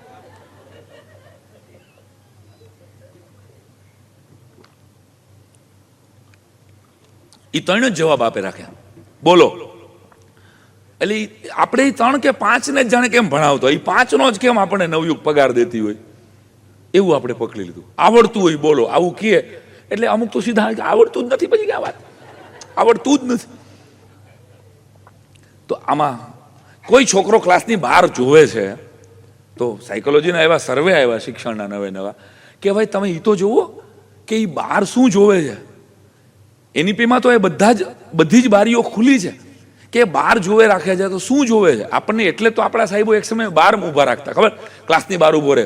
એ પનિશમેન્ટ આપણે ગણતા હતા, પણ આપણું ઓબ્ઝર્વેશન બહાર કેટલું સારું થાય એ ચેક કરવા માટે હતું કે તું એક ક્લાસનું નહીં આખી નિશાળનું ધ્યાન રાખ. અને અડધી કલાક ભાઈડો ઉભો રહ્યો છે, ખબર છે, નરસિંહભાઈ પટાવાળો ક્યાં ગયો, સાહેબની બીડી લઈ આવ્યો, ફલાણા મેડમનું શાક લઈ આવ્યો નરસિંહ. આ બધું અમે જોયેલું. આમાંથી હશે કઈ બહાર જ ઉભા રહ્યા હતા, ખબર, અડધી કલાક લેસન નો કરી આવે બહાર ઉભા રાખો.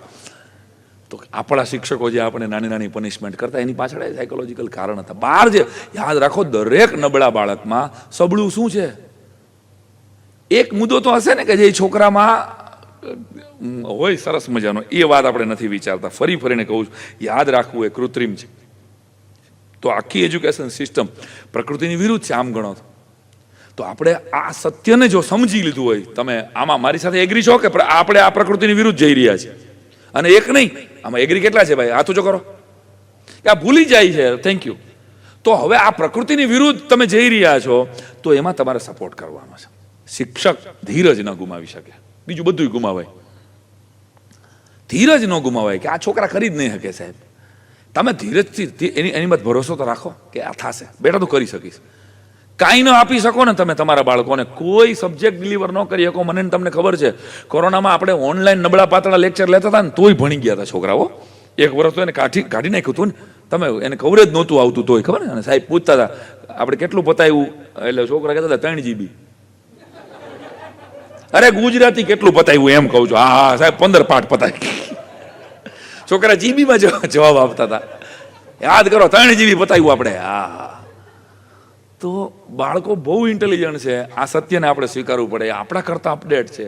આ સત્યને આપણે સ્વીકારવું પડે. અને આપણે જો એને કંઈક શીખવવાનો ભાવ હોય તો આપણે એના કરતા અપડેટ થવું પડશે. છે યસ ઓર નો? જો તમે એમ માનતા હોય કે તમે જેમ ભણતા હતા એમ જ આપણે ભણાવ્યું, અને આ સાયકોલોજી છે, તમે જેમ ભણતા હોય એમ જ તમે ભણાવો, એમાં 7% ચેન્જ આવી શકે. આથી વધારે ચેન્જ નહીં આવી શકે. તમે જેમ ભણ્યા હો ને, તમારા શિક્ષકોએ જેમ તમને ભણાવ્યા હોય એમ તમે ભણાવશો તો આ 7% ચેન્જ બહુ મોટો ચેન્જ છે ભાઈ. આ એના માટે નવયુગ ખર્ચો કરે છે. બહારના એક્સપર્ટ્સને બોલાવે છે, સ્પીકર્સને બોલાવે છે કે ભાઈ કોઈ એક વિચાર તમારા વર્ગખંડમાં તમે ઇમ્પ્લિમેન્ટ કરો, તમને યાદ રહીએ કે આ મારી માતૃ સંસ્થા છે. અને ગુજરાતનો નંબર 1 CM મારી પાસે ભણી રહ્યો છે, કાલ સવારનો પ્રાઇમ મિનિસ્ટર મારી પાસે ભણી રહ્યો છે, કાલ સવારનો ડૉક્ટર, એન્જિનિયર કે IPS આ મોરબીના ક્લાસરૂમમાં ભણી રહ્યો છે. આ ફિલિંગ સાથે તમે જ્યારે ક્લાસરૂમમાં દાખલ થાવ ને તો કાંઈક ઉકાળી શકાય ક્લાસરૂમમાંથી. યાદ રાખજો. એટલે શિક્ષક કનેક્ટ નથી કરતો, માત્ર કરેક્ટ કરે છે. આ એક વાક્ય યાદ રાખજો કે પહેલા એને કનેક્ટ કરો. મેં જેમ શરૂઆતમાં તમને પ્રાર્થના કરાવી, પછી અજીબ દાસ્તા હૈ યે ગાઓ ને યાર, કહાં શુरू કહાં ખતમ, ये मंजिले है कौन सी, न वो समझ सके न हम, अजीब दास्तां है ये. તો પિક્ચરના ગીતને એન્ટ્રીમાં એક્ઝિટમાં આઈસ બ્રેકિંગ પ્રવૃત્તિ છે. આ નાનકડી આઈસ બ્રેકિંગ છે. તમારો જે કાંઈ સબ્જેક્ટ છે એ સબ્જેક્ટથી તદ્દન વિરુદ્ધ કોઈ 2 મિનિટની પ્રવૃત્તિ તમે આઈસ બ્રેકિંગ કરાવો અને પછી તમારા સબ્જેક્ટ ઉપર આવો. તમે કાલ ઢોસો ખાવા ગયા હતા અને મેં જાણ્યું કે મદ્રાસનો એક ઢોસાવાળો છે મોરબીમાં, એ 10,000 રૂપિયા કમાઈ છે. એક સ્કિલ બેઝ કોઈ વાત કરો એવી કે જે તમારા સબ્જેક્ટની નથી. આવો પ્રયોગ કરવામાં કોઈ મેનેજમેન્ટ ના પાડે છે તમને? ના. 2 મિનિટો ખાલી કે તમારું કનેક્શન થાય. સર આવા જ શું કામ કરી ગયા? મેં એક પ્રયોગ ખાલી નચિકેતામાં કરેલો સાહેબ, જેનાથી બહુ ફાયદો થયો બાળકો વિદ્યાર્થીઓની અંદર, કે વાંચતા નથી આજના છોકરાઓ, એટલે મોટા પ્રશ્નો એને લખવામાં પ્રોબ્લેમ છે. જે 5th ઓનવર્ડ્સ જેટલા પણ હશે, 9th 10thના ભાષાના કે એસએસના ટીચર્સ ક્યાં છે? 9th 10thના મોટા પ્રશ્નોમાં ઇસ્યુ આવે છે ને સાહેબ, ટૂંકનો લખવામાં એ લેથાર્જિક થાય, બરાબર. એને એમસીક્યુમાં કાંઈ પ્રોબ્લેમ નથી, પણ મોટા પ્રશ્નો એ લખશે જ નહીં અને લખવું જ નથી, કારણ કે એની રાઇટિંગ સ્કિલ જ વહી ગઈ. એકચ્યુઅલી આપણે બધાની વહી ગઈ. આપણે બધા પત્રો લખતા હતા એક સમયે, પણ પત્રો બંધ થઈ ગયા એટલે ક્રિએટિવ રાઇટિંગ બંધ જ થઈ ગયું. વોટ્સઅપમાં આપણે ઓકે ને બદલે કે લખીએ છીએ ખાલી, ખબર છે? અમે શોર્ટેસ્ટ ફોર્મમાં અત્યારે જીવી રહ્યા છે. ચાલો હવે આ તો આખો વૈશ્વિક વિષય છે આને, તો હવે બાળકોમાંથી મોટા પ્રશ્નોને કેમ ખાળવા? તો અમે પ્રયોગ એ કર્યો ખાલી કે પહેલા મહિનાની અંદર એને ગમતા, એને જોયેલા પિક્ચર વિશે એને લખવાનું કહેવામાં આવે. એને આ તમારે તો વિષયથી મતલબ નથી ને. 1857નો સ્વાતંત્ર્ય સંગ્રામ હજી ક્યારે લખશે? કે જ્યારે એ 10 લીટી કોઈ બીજા સબ્જેક્ટ ઉપર લખવાનો એનો ભરોસો આવશે. એને જે પિક્ચર જોયું હોય એ પિક્ચરની સ્ટોરી લખવાનું અમે એને કીધું, અને આનાથી ફેર પડ્યો. 5મા ધોરણ પ્લસ અમે કર્યું, આ 5th ઓનવર્ડ્સ કર્યું. મોટા અલગ અલગ આપ્યું, બધાને પિક્ચરની સ્ટોરી ન આપી. કોકને પિક્ચરની સ્ટોરી આપી, કોકને બીજું આપ્યું, કોકને એના ફૈબા વિશે કીધું લખવાનું. તું તારા ફૈબા વિશે લખ, એટલે એ જાણશે. ફોન કરવાનો તમારે, ફોન કરીને જાણો એનો જન્મ ક્યાં થયો. હવે એના ફૈબા વિશે નિબંધ જ નથી એની પાસે, અને એ ગૂગલમાં ન મળે. મારા મામા વિશે મારા વિશે ગૂગલમાં તમને 1000 વિડીયો મળશે, પણ મારું મોહાળ હું કર્યું, મારા જીવનમાં મારા મામાનું શું મહત્વ છે, તો એ તો મને જ ખબર છે ભાઈ. તો ક્રિએટિવ રાઇટિંગમાં અમે એને એક તો રિલેશન બોન્ડિંગ થયું, બીજું એને ગમતી એડવર્ટાઇઝ, તો એને બહુ બધી એડવર્ટાઇઝ મોઢે છે. 7મા ધોરણના છોકરાએ 40 જેટલી એડવર્ટાઇઝ લખી, અને એ એડવર્ટાઇઝની માર્કેટિંગ સ્ટ્રેટેજી લખી ગૂગલ ઉપરથી ગોતીને. અમે એને કીધું નહોતું, અમે તો ખાલી એડવર્ટાઇઝ ઉપર એક નિબંધ લખવાનું કીધું હતું કે ચાલતી એડવર્ટાઇઝ એટલે માઉન્ટેન ડીયુ આટલા લાખ વેચાઈ છે, કોકા કોલાની આટલી ઇન્કમ છે, બધું ગોતી આવ્યો છોકરો. ભલે ગૂગલનો સપોર્ટ લીધો એને, લેવા દો કે તું સપોર્ટ લઈને એડવર્ટાઇઝ જે છે, એડવર્ટાઇઝની ટેગલાઇન, એડવર્ટાઇઝ કેવી રીતે બને, અને સૌથી હિટ એડવર્ટાઇઝ કઈ, સૌથી વધારે રીચ કોની, અને કઈ એડવર્ટાઇઝ અપડેટ થઈ. જેમ કે ટૂથપેસ્ટની એડવર્ટાઇઝ સતત અપડેટ થયા કરે, અબજો રૂપિયાનું માર્કેટ છે, દિખતા હે સો બિકતા હે. તો આની ઉપર જો લખાવાનું શરૂ કર્યું, તમે ક્યાંક એવો પ્રયોગ કરી શકો કે શરૂઆતના દિવસોમાં, મતલબ સ્કૂલ શરૂ થાય ત્યારે આખી સ્કૂલ એ દિશામાં એક એવું ફ્રી પેપર કાઢે. આને કંઈક ક્રિએટિવ નામ આપજો શિક્ષકો વતી, કે જેમાં તમે એવું કરો કે જેમાં એને ગમતું હોય ને, એ ઓળખતો હોય, એની સોસાયટી વિશે લખે, એના ફ્રેન્ડ્સ વિશે લખે. મોટા પ્રશ્નો ને એમાં એમસીક્યુ નહીં દેવાના ફરજિયાત. 4 જ પ્રશ્નો કાઢો, ધોરણ પ્રમાણે કાઢો, એક જ ધોરણનું એક જ પેપર, ફ્રી પેપર, કે જેમાં એકાદ બોલિવૂડનો સવાલ હોય, એકાદ ગુજરાતી મૂવીનો સવાલ હોય, એકાદ હિન્દી મૂવીનો સવાલ હોય, એકાદ એવેન્જર્સની વાત હોય જે એનું ગમતું પાત્ર છે. નાના છોકરાઓ હોય તો એ, અને મોટા પણ કાર્ટૂન જોવે છે, બહુ સરસ કાર્ટૂન જોવે છે એ લોકો, એનું એટેચમેન્ટ છે. કેટલાક છોકરાઓ ટીનેજર થયા હોવા છતાંય જોવે, તો એના પાત્રો વિશે તમારા પ્રિય કાર્ટૂનની સિરિયલ કે તારક મહેતાના ટપુડાના, ધારો કે એ બધા જ જોતા હોય, મોસ્ટલી 10,000 એપિસોડ થયા છે, તો ટપુડાના કારસ્તાન, કોઈ પણ એક કારસ્તાન લખાવો. આ રસ્તો અમે લાસ્ટ યર કરેલો, અને એનાથી અમારા મોટા પ્રશ્નોમાં બહુ ચેન્જ આવ્યો. એને પહેલા ભરોસો આવ્યો કે હું મારી મમ્મી વિશે તો લખી શકું 10 વાક્યો, અને પછી તમારે બ્રિજ કરવાનો છે કે તારી મમ્મી વિશે લખો ને તો હવે તું કોઈને વિશે પણ લખી શકે. ક્રિએટિવ રાઇટિંગ તરફ જો આપણે આગળ નહીં વધારીએ તો બાળકને એમસીક્યુ તો થઈ ગયું છે સહેલું, એમ થઈ આજ કરાય. તો અહીંથી અમને એક ફાયદો થયો. એટલે ફરીવાર કરેક્ટ કરો, કરેક્ટ કરતા પહેલા કનેક્ટ કરો. આ સૂત્ર એક યાદ રાખજો તમે. સૌથી મોટો બાળક માટે એની સ્કૂલ છે ને, એનો પરિવાર છે, બીજી એની સોસાયટી છે, 3જા નંબરે સ્કૂલ આવે છે, અને 4થા નંબરે ટીચર આવે છે.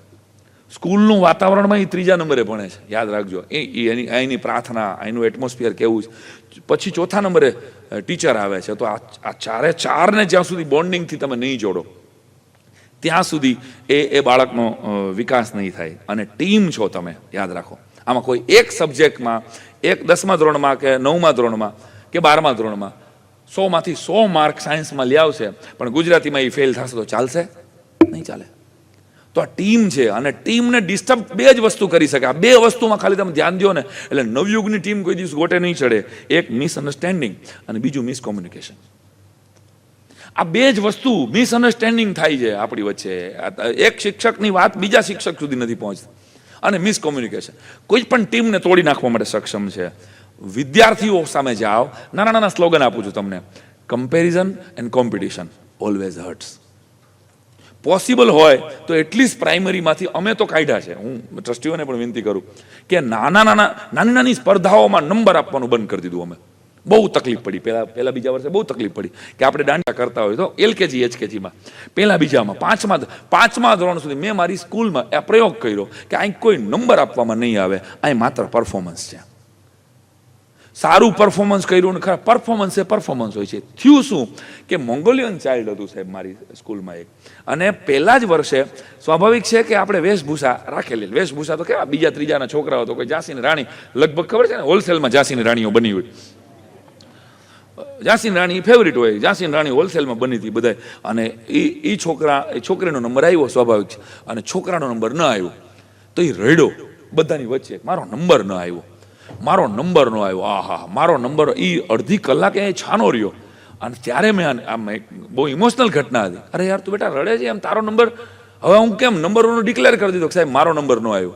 મોંગોલિયન ચાઇલ્ડ હતો એ, 10મા સુધી 8મા સુધી ભણ્યો મારી સ્કૂલમાં, અને અત્યારે તો બહુ સારી જગ્યા ઉપર છે. મારો વિષય આને પાછો આર્મીવાળાનો છોકરો હતો, એટલે મેં એ લાગણીથી લીધો હતો કે આર્મીવાળાનો દીકરો છે જેને દેશ માટે કામ કર્યું હોય, એના સંતાનને કોઈ એડમિશન આપવા તૈયાર નહોતું. આ થોડોક ડાઉન સિન્ડ્રોમ છે, કાંઈ વાંધો નહીં, થઈ શકશે.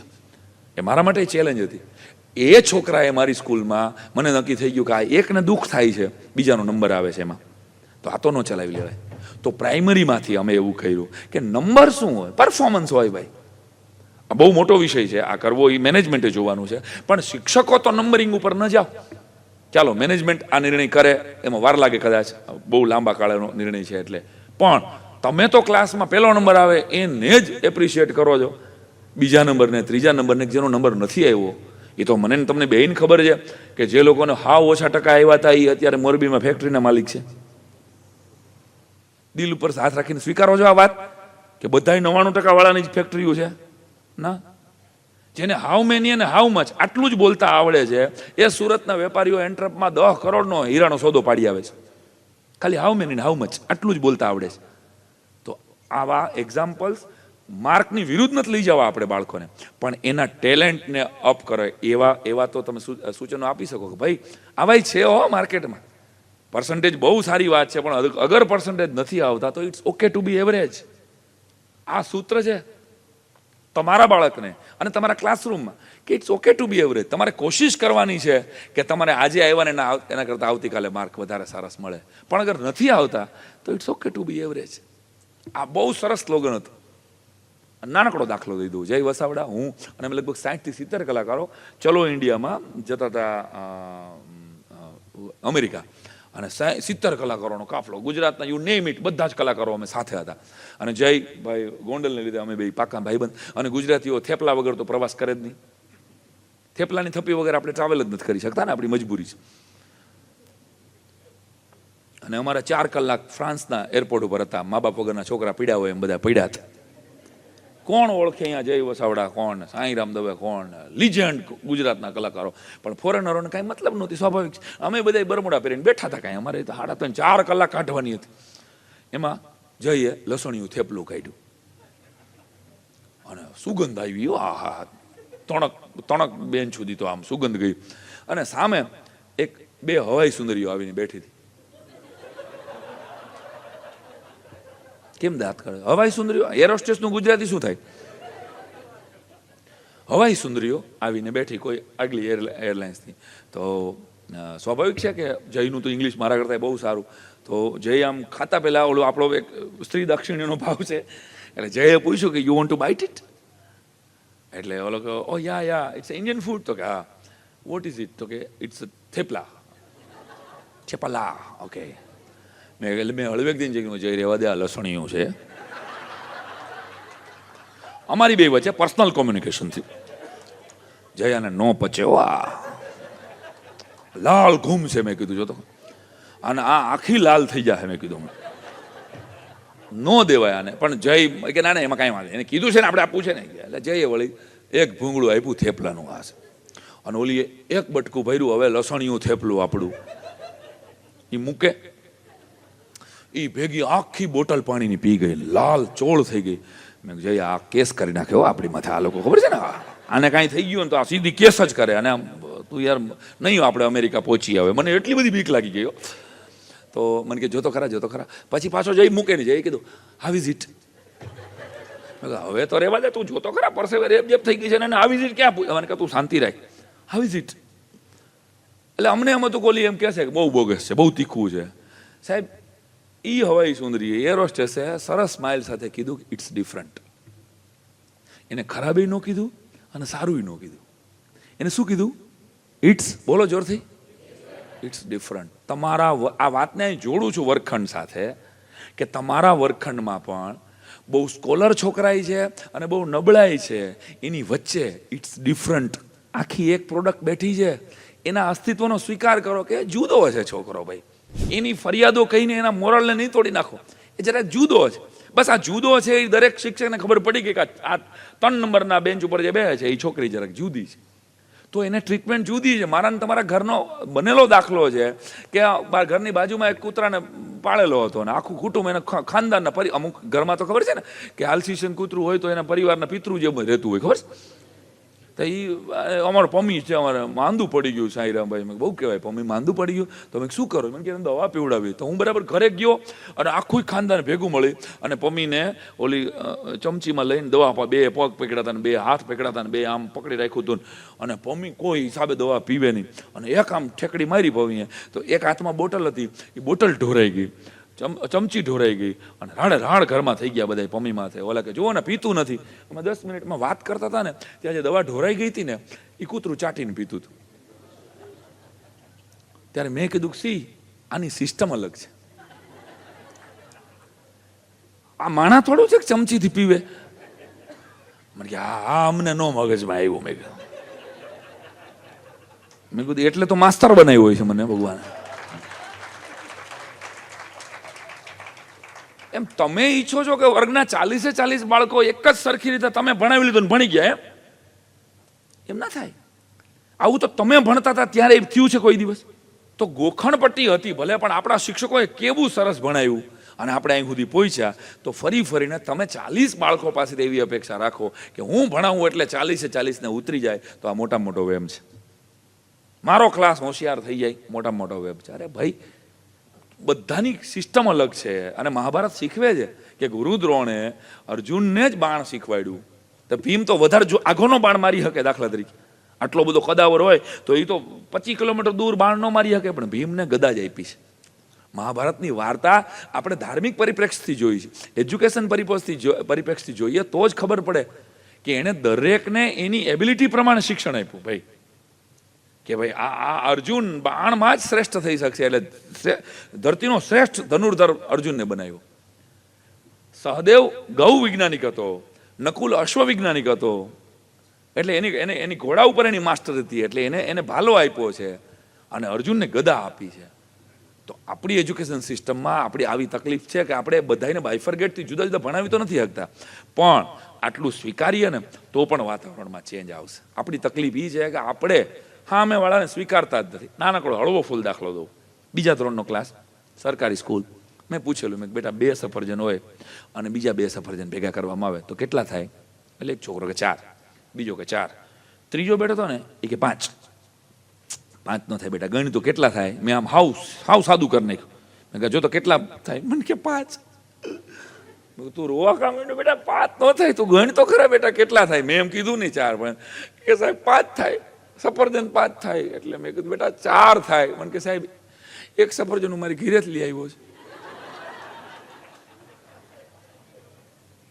1 કરોડ રૂપિયાની આ વાત હતી. જો અહીં શિક્ષકો નવયુગના આટલી એક જ પ્રસંગને યાદ રાખે ને કે દરેક બાળક પાસે એના પૂર્વજન્મનું એક સફરજન છે, એની માનસિકતાનું એક સફરજન છે, એના કુટુંબના સંપ્રદાયનું એક સફરજન છે.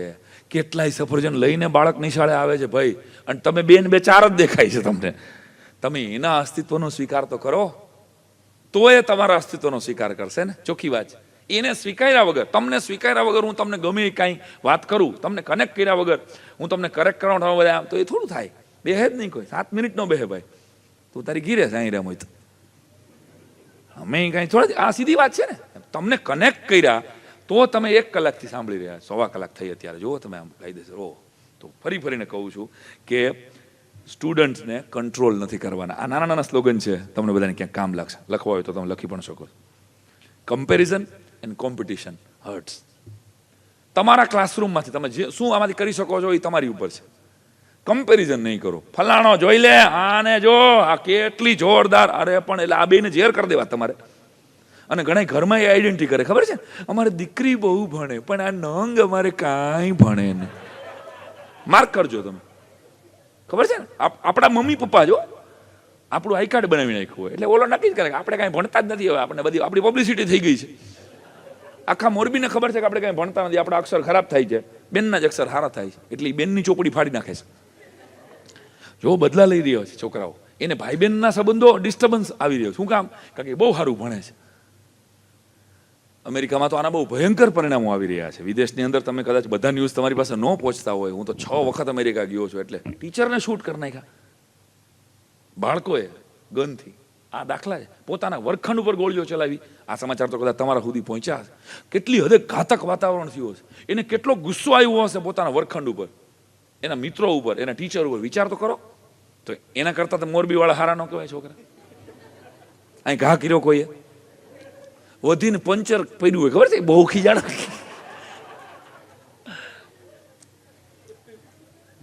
એક શિક્ષકે કીધેલું કે હું તને 1 ફડાકો મારીશ, આ વાક્યનું ભવિષ્યકાળ કરો. એટલે છોકરો કે તમારા ગાડીમાં પંચર પડશે, બપોરે હવા નહીં હોય તમારા સાયકલમાં. એનો ભવિષ્યકાળ. તો આપણા બાળકો પ્રમાણમાં એની પાસે ગન નથી ને ભાઈ. આવો ઘાતકી પ્રયોગ તો નથી થયો વધીને. તો આપણે કોશિશ એ કરવાની જરૂર છે. Comparison and competition hertz. બીજું, સ્ટુડન્ટને કંટ્રોલ નથી કરવાના, ક્લાસને ક્રિએટ કરવાનો છે. કંટ્રોલ કરવા માટે તો 4 પોલીસવાળા ન રાખી દેતા લોકો. ખાખી વર્દીવાળા દરેક ક્લાસમાં મૂકી દે. સીધા સૌથી વધારે કંટ્રોલ પોલીસવાળા કરે છે. પણ આપણે પોલીસવાળા નથી. યાદ રાખો, આપણે બાળકના જજે નથી બનવાનું અને પોલીસે નથી બનવાનું. આપણે એના વોચમેન બનવાનું છે. અને ઇટ ઇઝ ડિફિકલ્ટ. જજમેન્ટલ તરત જ થઈ જાય છે આપણે. અને કાં પોલીસ થઈ જાય છે, કાં હટાહટી સીસીટીવી ન હોય ને અહીંયા લઈ જાય છે. જજે ન બનો, પોલીસે નહીં બનો, એના વોચમેન બનો. અને ફરીવાર નબળા બાળકો તો દરેક ક્લાસમાં હોવાના છે. કોઈ સ્કૂલ એવી ન હોય, મારી, તમારી કે દુનિયાની કોઈ પણ, કે જે 40નો ક્લાસરૂમ હોય એમાં 4 નબળા ન હોય. આ હોય જ. પણ નબળા બાળકની અંદર સબળું પાસું શું છે એ શોધવાનું કામ શિક્ષકનું છે. અને પગાર એ 4નો જ છે. ફરી યાદ રાખજો, ઓલા 36 તો એમને મેં ભણી લેવાના ભાઈ. 36ને બહુ જગ્યાની જરૂર નથી. 36 તો પોતાની રીતે શીખી રહ્યા છે, એ કરી લેશે 36. પણ ઓલા 4 છે ને, એને જો તમે પકડશો તો એ 4ને તમે ડિપ્રેશનમાંથી અટકાવી શકશો. એ 4ને તમે સુસાઇડ એટેમ્પથી અટકાવી શકશો. અને ફરીવાર એને જીવનનો ઉત્સાહ આપ્યો ને તમે, તો એ 4 જ કોઈ કંપનીના માલિક થઈને બેઠા હશે. કારણ કે એની પાસે કાંઈ નથી ખાવા પીવા. અને એ જે ટોપ ઉપર આવશે ને એટલે એ ફૂલ ઓન કરશે, 100% પરફોર્મન્સ આપશે.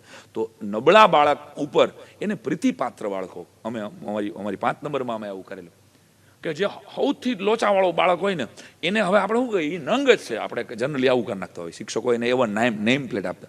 અમે એક ગ્રુપ એવું બનાવેલું કે પ્રીતિપાત્ર બાળકો છે. આખી સ્કૂલના એવા પ્રીતિપાત્ર બાળકો કેટલા? તો કે ભાઈ આ 40 બાળકો પ્રીતિપાત્ર છે. અને એને બધાની ખબર હોય.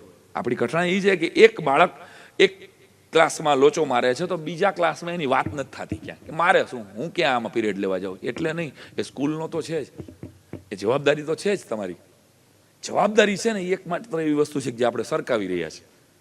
શિક્ષકથી જવાબદારી ન સરકાવી શકાય. એટલે યાદ રાખો, ધીરજ અને પ્રેમ જ શિક્ષણને સંવારી શકે, બીજું કોઈ નહીં.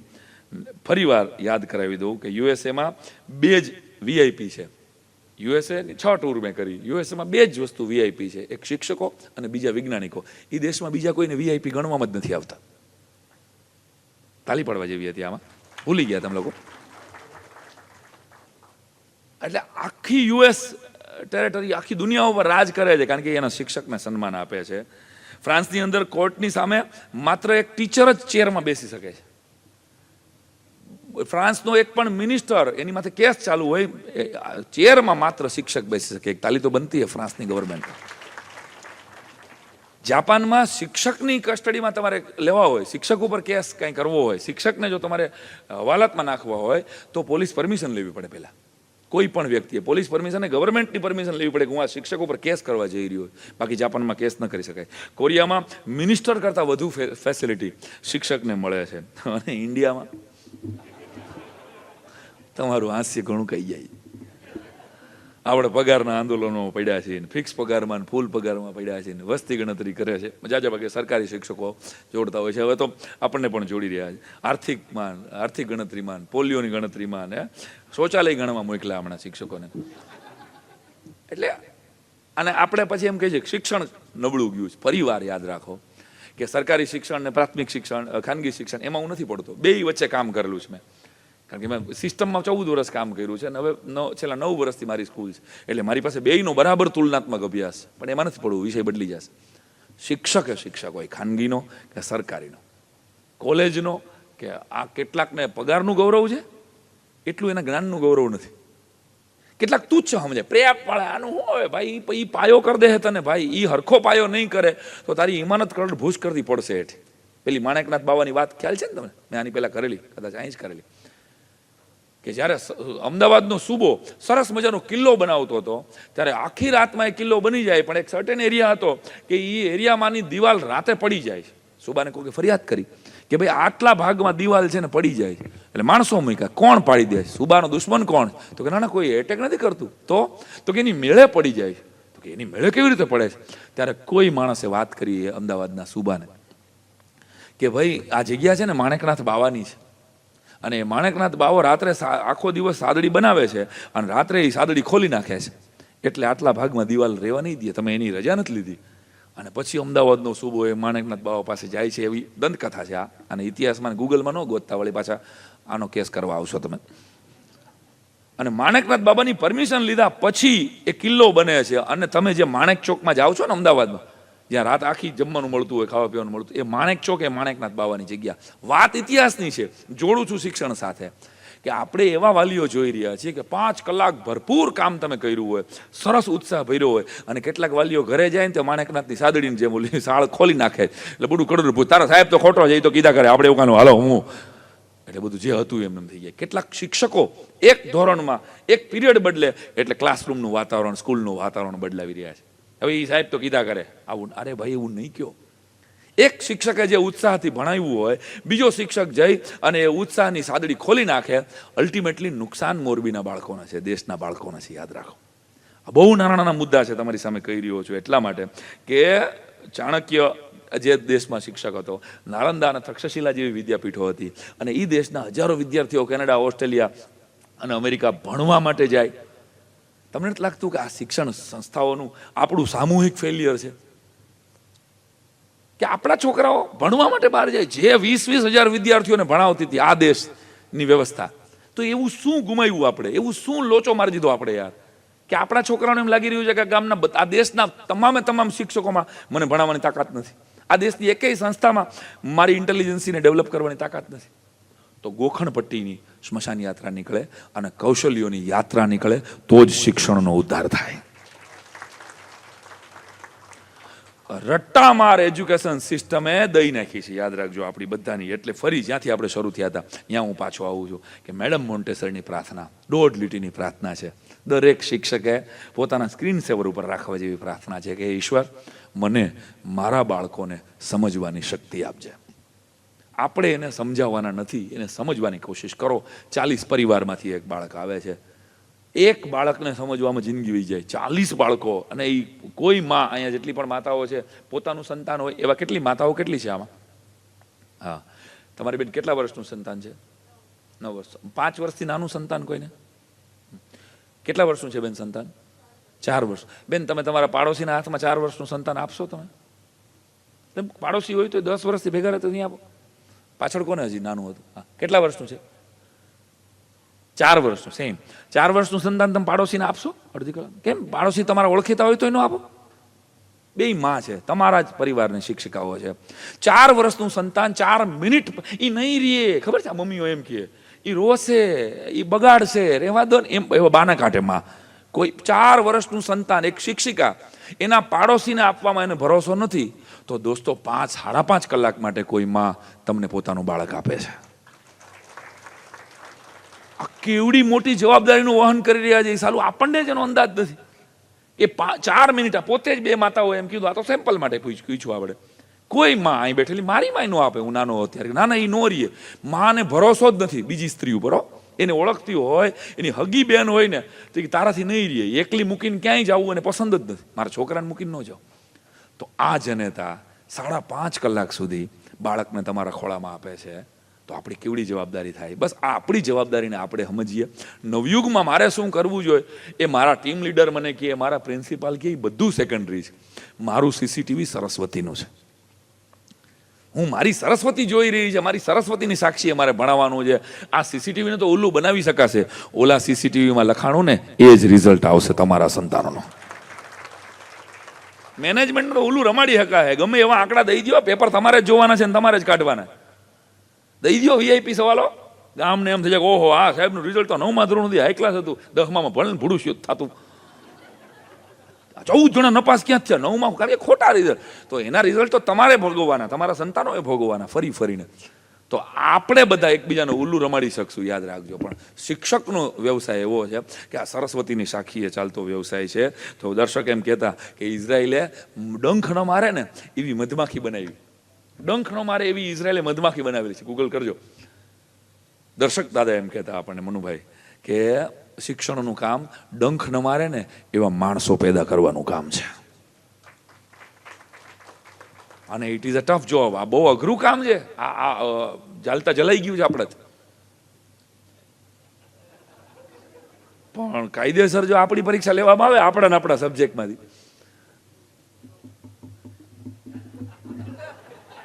સમજી ગયા તમે યારું આ કરાય નહીં હો સાહેબ, તો અમે નોકરી જોડી દેજો તમને. અમારી આપણે શું ઇમોશનલ બ્લેકમેલ કરીએ મેનેજમેન્ટ. તમે જો અમારું પેપર લેવા માંગતા હોય તો પછી અમારે કાંઈ નોકરી કરવાની જરૂર નથી. તમને અમારી માટે ભરોસો, પેપર દે ને ભાઈ, પેપર દે સીધી રીતે. લોચો થઈ જાય ભાઈ, બધાની વાત નથી, અમુક તો નીકળી જાય 100%. કારણ કે આમાંય પેપર ફૂટે ને. આપણે તો ગુરુજનો છીએ ને ભાઈ.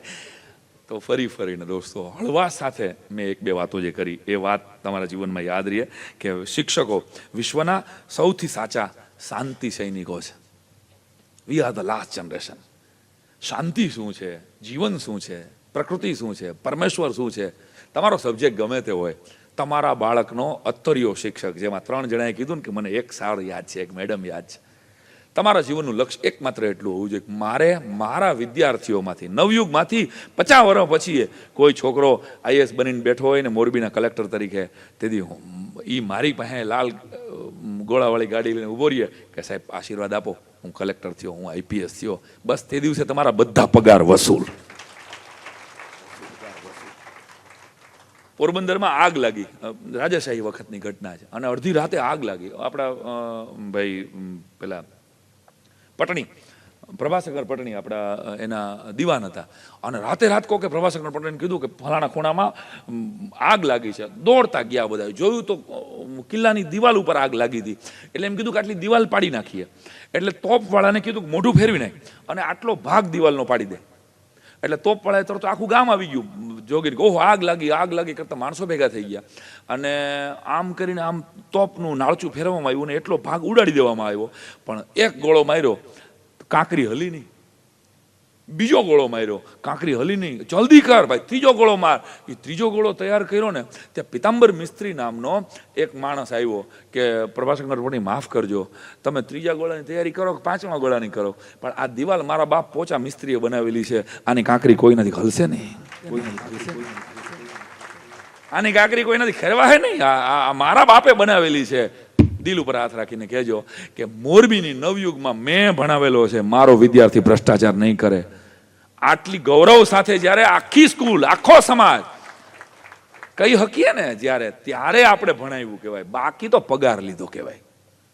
ભણાવ્યું શું આપણે કે મેં ભણાવ્યો છે એ વિદ્યાર્થી ભ્રષ્ટાચાર નહીં કરે, મેં ભણાવ્યો છે એ વિદ્યાર્થીમાં ચારિત્રના લોચા ન હોય, મેં ભણાવ્યો છે એ વિદ્યાર્થી ચોરી નહીં કરે. આટલા ગૌરવ સાથે જો તમે ભણાવો ને તો તમે આચાર્ય છો, બાકી ટીચર છો. ટીચરો ચા પીવો, મજા કરો, પગાર ગણો, સહી કરો, અને તરબૂચ ખાઈને સૂઈ જાઓ. પણ જો તમે એમ માનતા હો કે ના યાર મારી જવાબદારી, મારે એવું સરસ ભણાવવું છે કે મને કોઈ યાદ કરે. એક રોબિન્સન શર્માનું પુસ્તક છે who will cry when you die. અંગ્રેજી પુસ્તકો વાંચવાનો શોખ હોય તો 2-4 પુસ્તકોના નામ તમને યાદ કરાવી તો વાંચું છું હજી, અને શિક્ષકોએ વાંચવાનું છોડી દીધું છે, ક્યાંક મૂળમાં એ છે એટલે પોતે અપડેટ નથી થતા. વાંચજો. એક પુસ્તકનું નામ લખો જેની પાસે લખે છે કોઈક 2-4 જણા દેખાય છે મને. હિન્દુ માન્યતાઓનો વૈજ્ઞાનિક આધાર. ડૉક્ટર ભોજરાજ દ્વિવેદીનું આ પુસ્તક છે, રાજસ્થાનના જ્યોતિષ. આમાંથી કોઈ વાંચ્યું છે? કોઈ નહીં, કાંઈ વાંધો નહીં. નેક્સ્ટ ટાઈમ આવીશ ત્યારે એકાદ હાથ ઊંચો થશે. હિન્દુ માન્યતાઓનો વૈજ્ઞાનિક આધાર. લેખક છે ડૉક્ટર ભોજરાજ દ્વિવેદી.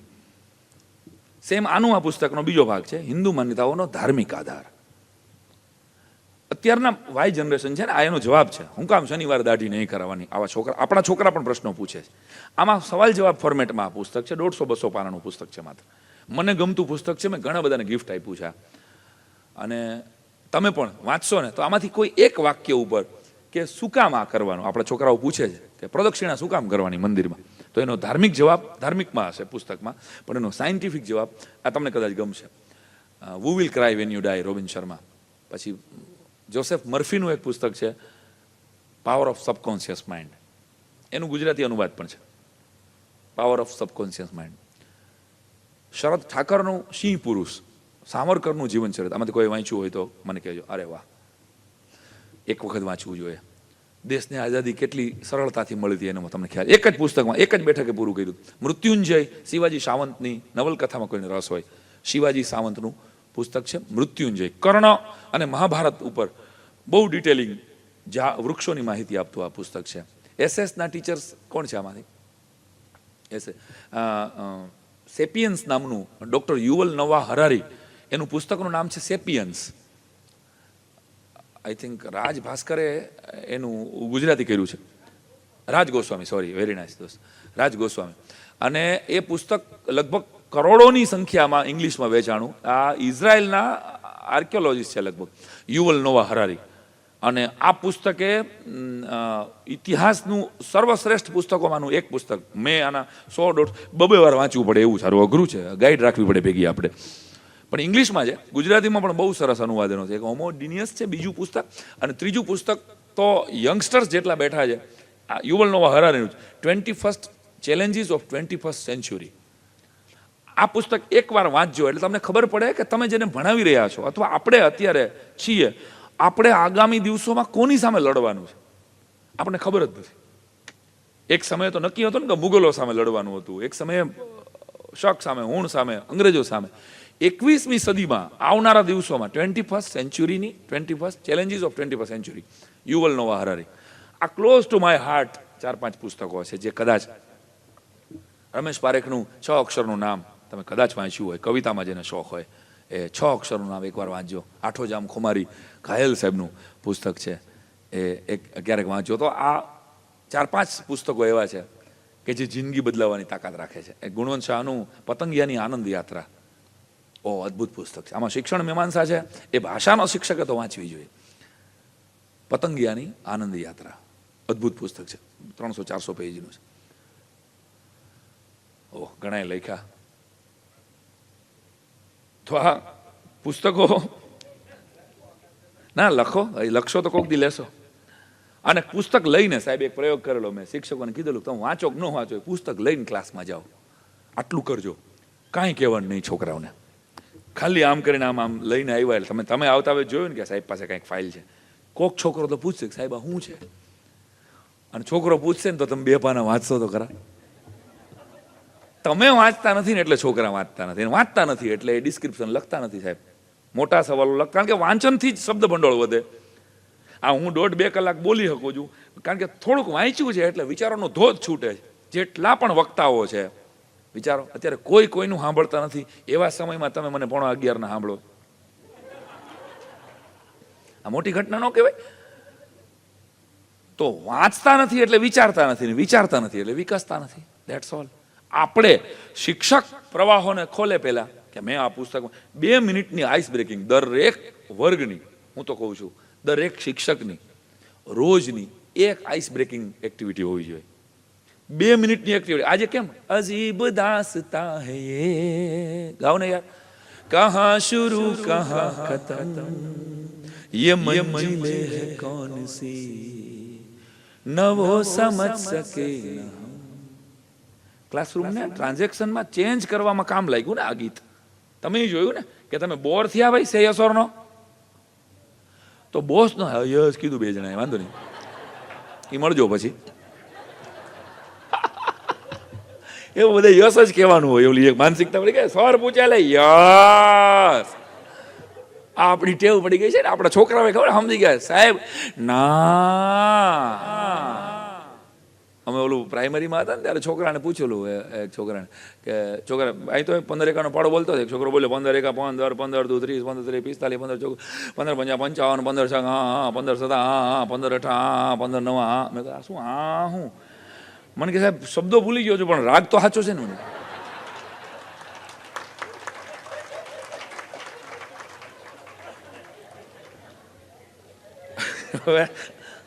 હવે આના રાગનું મારે કરવું, મારે નાય કેમ પાડવી? મને તો એવા દાંત આવ્યા કે આને મારે સમજાવવું હું કે સાહેબ શબ્દો ભલે ને ભૂલાઈ ગયા પણ રાગ તો સાચો છે ને. હવે આ કોઈ હિસાબે આને ન પહોંચાય તો ફરી ફરીને પ્રયોગો એ આત્મા જે એક સરસ મજાના પત્રથી મારે વાતને વિરામ આપવી છે. જો એ મને મળી જાય તો, નહીતર તમારા નસીબ. કે શિક્ષક તરીકેનું તમને ગૌરવ રહે. हाँ हाँ मैं शिक्षक हूँ. इन डॉक्टरों के पीछे मैं ही था, उन अर्थशास्त्रियों के पीछे मैं ही था, उन अंतरिक्ष वैज्ञानिकों के पीछे मैं ही था, ज्ञान का प्रकाश लेकर. भले ही मेरा मजाक उड़ाए क्योंकि मैं शिक्षक हूँ. मेरे पास महंगा घर नहीं है पर हाँ मैं शिक्षक हूँ. कभी कभी मैं उलझ जाता हूँ मेरे अधिकारियों और राजनेता की बदलती नीतियों में, जो बताते हैं कि मुझे कैसे पढ़ाना है. पर फिर भी मैं शिक्षक हूं और पढ़ा रहा हूं. जिस दिन वेतन मिलता है मैं औरों की तरह नहीं हंस पाता हूं, पर अगले दिन मुझे मुस्कुराकर जाना होता है उनके लिए जिन्हें मैं पढ़ाता हूं, क्योंकि मैं शिक्षक हूं. मेरे संतोष का कारण है जब मैं देखता हूं अपने छात्रों को आगे बढ़ते हुए, सफल होते हुए, सब कुछ प्राप्त करते हुए, दुनिया का मुकाबला करते हुए, और तब मैं कहता हूं कि गूगल के जमाने में भी मैंने पढ़ाया है. બધું જ અવેલેબલ છે ને એના માટે, અને છતાંય ભણાવવાનું છે. આ બહુ મોટી કોન્ટ્રાવર્સી છે અને એની વચ્ચે આપણે આપણા સંસ્કારોને, સત્યને, આ ઉત્સાહને વાવવાનો છે. ત્યારે गूगल के जमाने में भी मैंने पढ़ाया है. हाँ मैं शिक्षक हूँ. कोई बात नहीं वो मुझे किस नजर से देखते हैं, कोई बात नहीं वो मुझसे कितना ज्यादा कमाते हैं, वो એટલે જગત આખું. कोई बात नहीं वो मेरी कितनी इज्जत करते हैं और मानते हैं. वो कारों में घूमते हैं, मैं पैदल चलता हूँ क्योंकि मैं शिक्षक हूँ. और शिक्षक ऐसा ही होता है. बस तो આપણી અંદર ગોટે ચડેલો શિક્ષક આપણને જડી જાય. આપણો અત્તરિયો શિક્ષક જે આપણને યાદ છે 10 વર્ષ પહેલા, 20 વર્ષ પહેલા, 30 વર્ષ પહેલા, એવો શિક્ષક આપણને યાદ રહે. આપણે એવા શિક્ષક બનવાનું છે ને એવા શિક્ષકની યાત્રા આ સતત છે. આ કાંઈ 24 કલાકમાં એક લેક્ચર પૂરો થાય ને કાલથી નહીં થાય. પણ જ્યારે જ્યારે વર્ગખંડમાં જાઓ ત્યારે વર્ગખંડને એટ્રેક્ટિવ નહીં બનાવો, વર્ગખંડને રસપ્રદ નહીં બનાવો, ઇન્ટરેસ્ટિંગ નહીં બનાવો, તો યાદ રાખજો કે એ બાળકને એમ લાગવું જોઈએ કે આ શિક્ષકથી જગતમાં બીજો સારો કોઈ શિક્ષક છે નહીં. આવું તમે એને ફીલ કરાવી શકો ત્યારે તમે પગાર લીધાનો સંતોષ તમને મળશે દોસ્તો. અને આ સંતોષ બહુ નજીક છે. તમે બહુ સરસ સંસ્થામાં છો.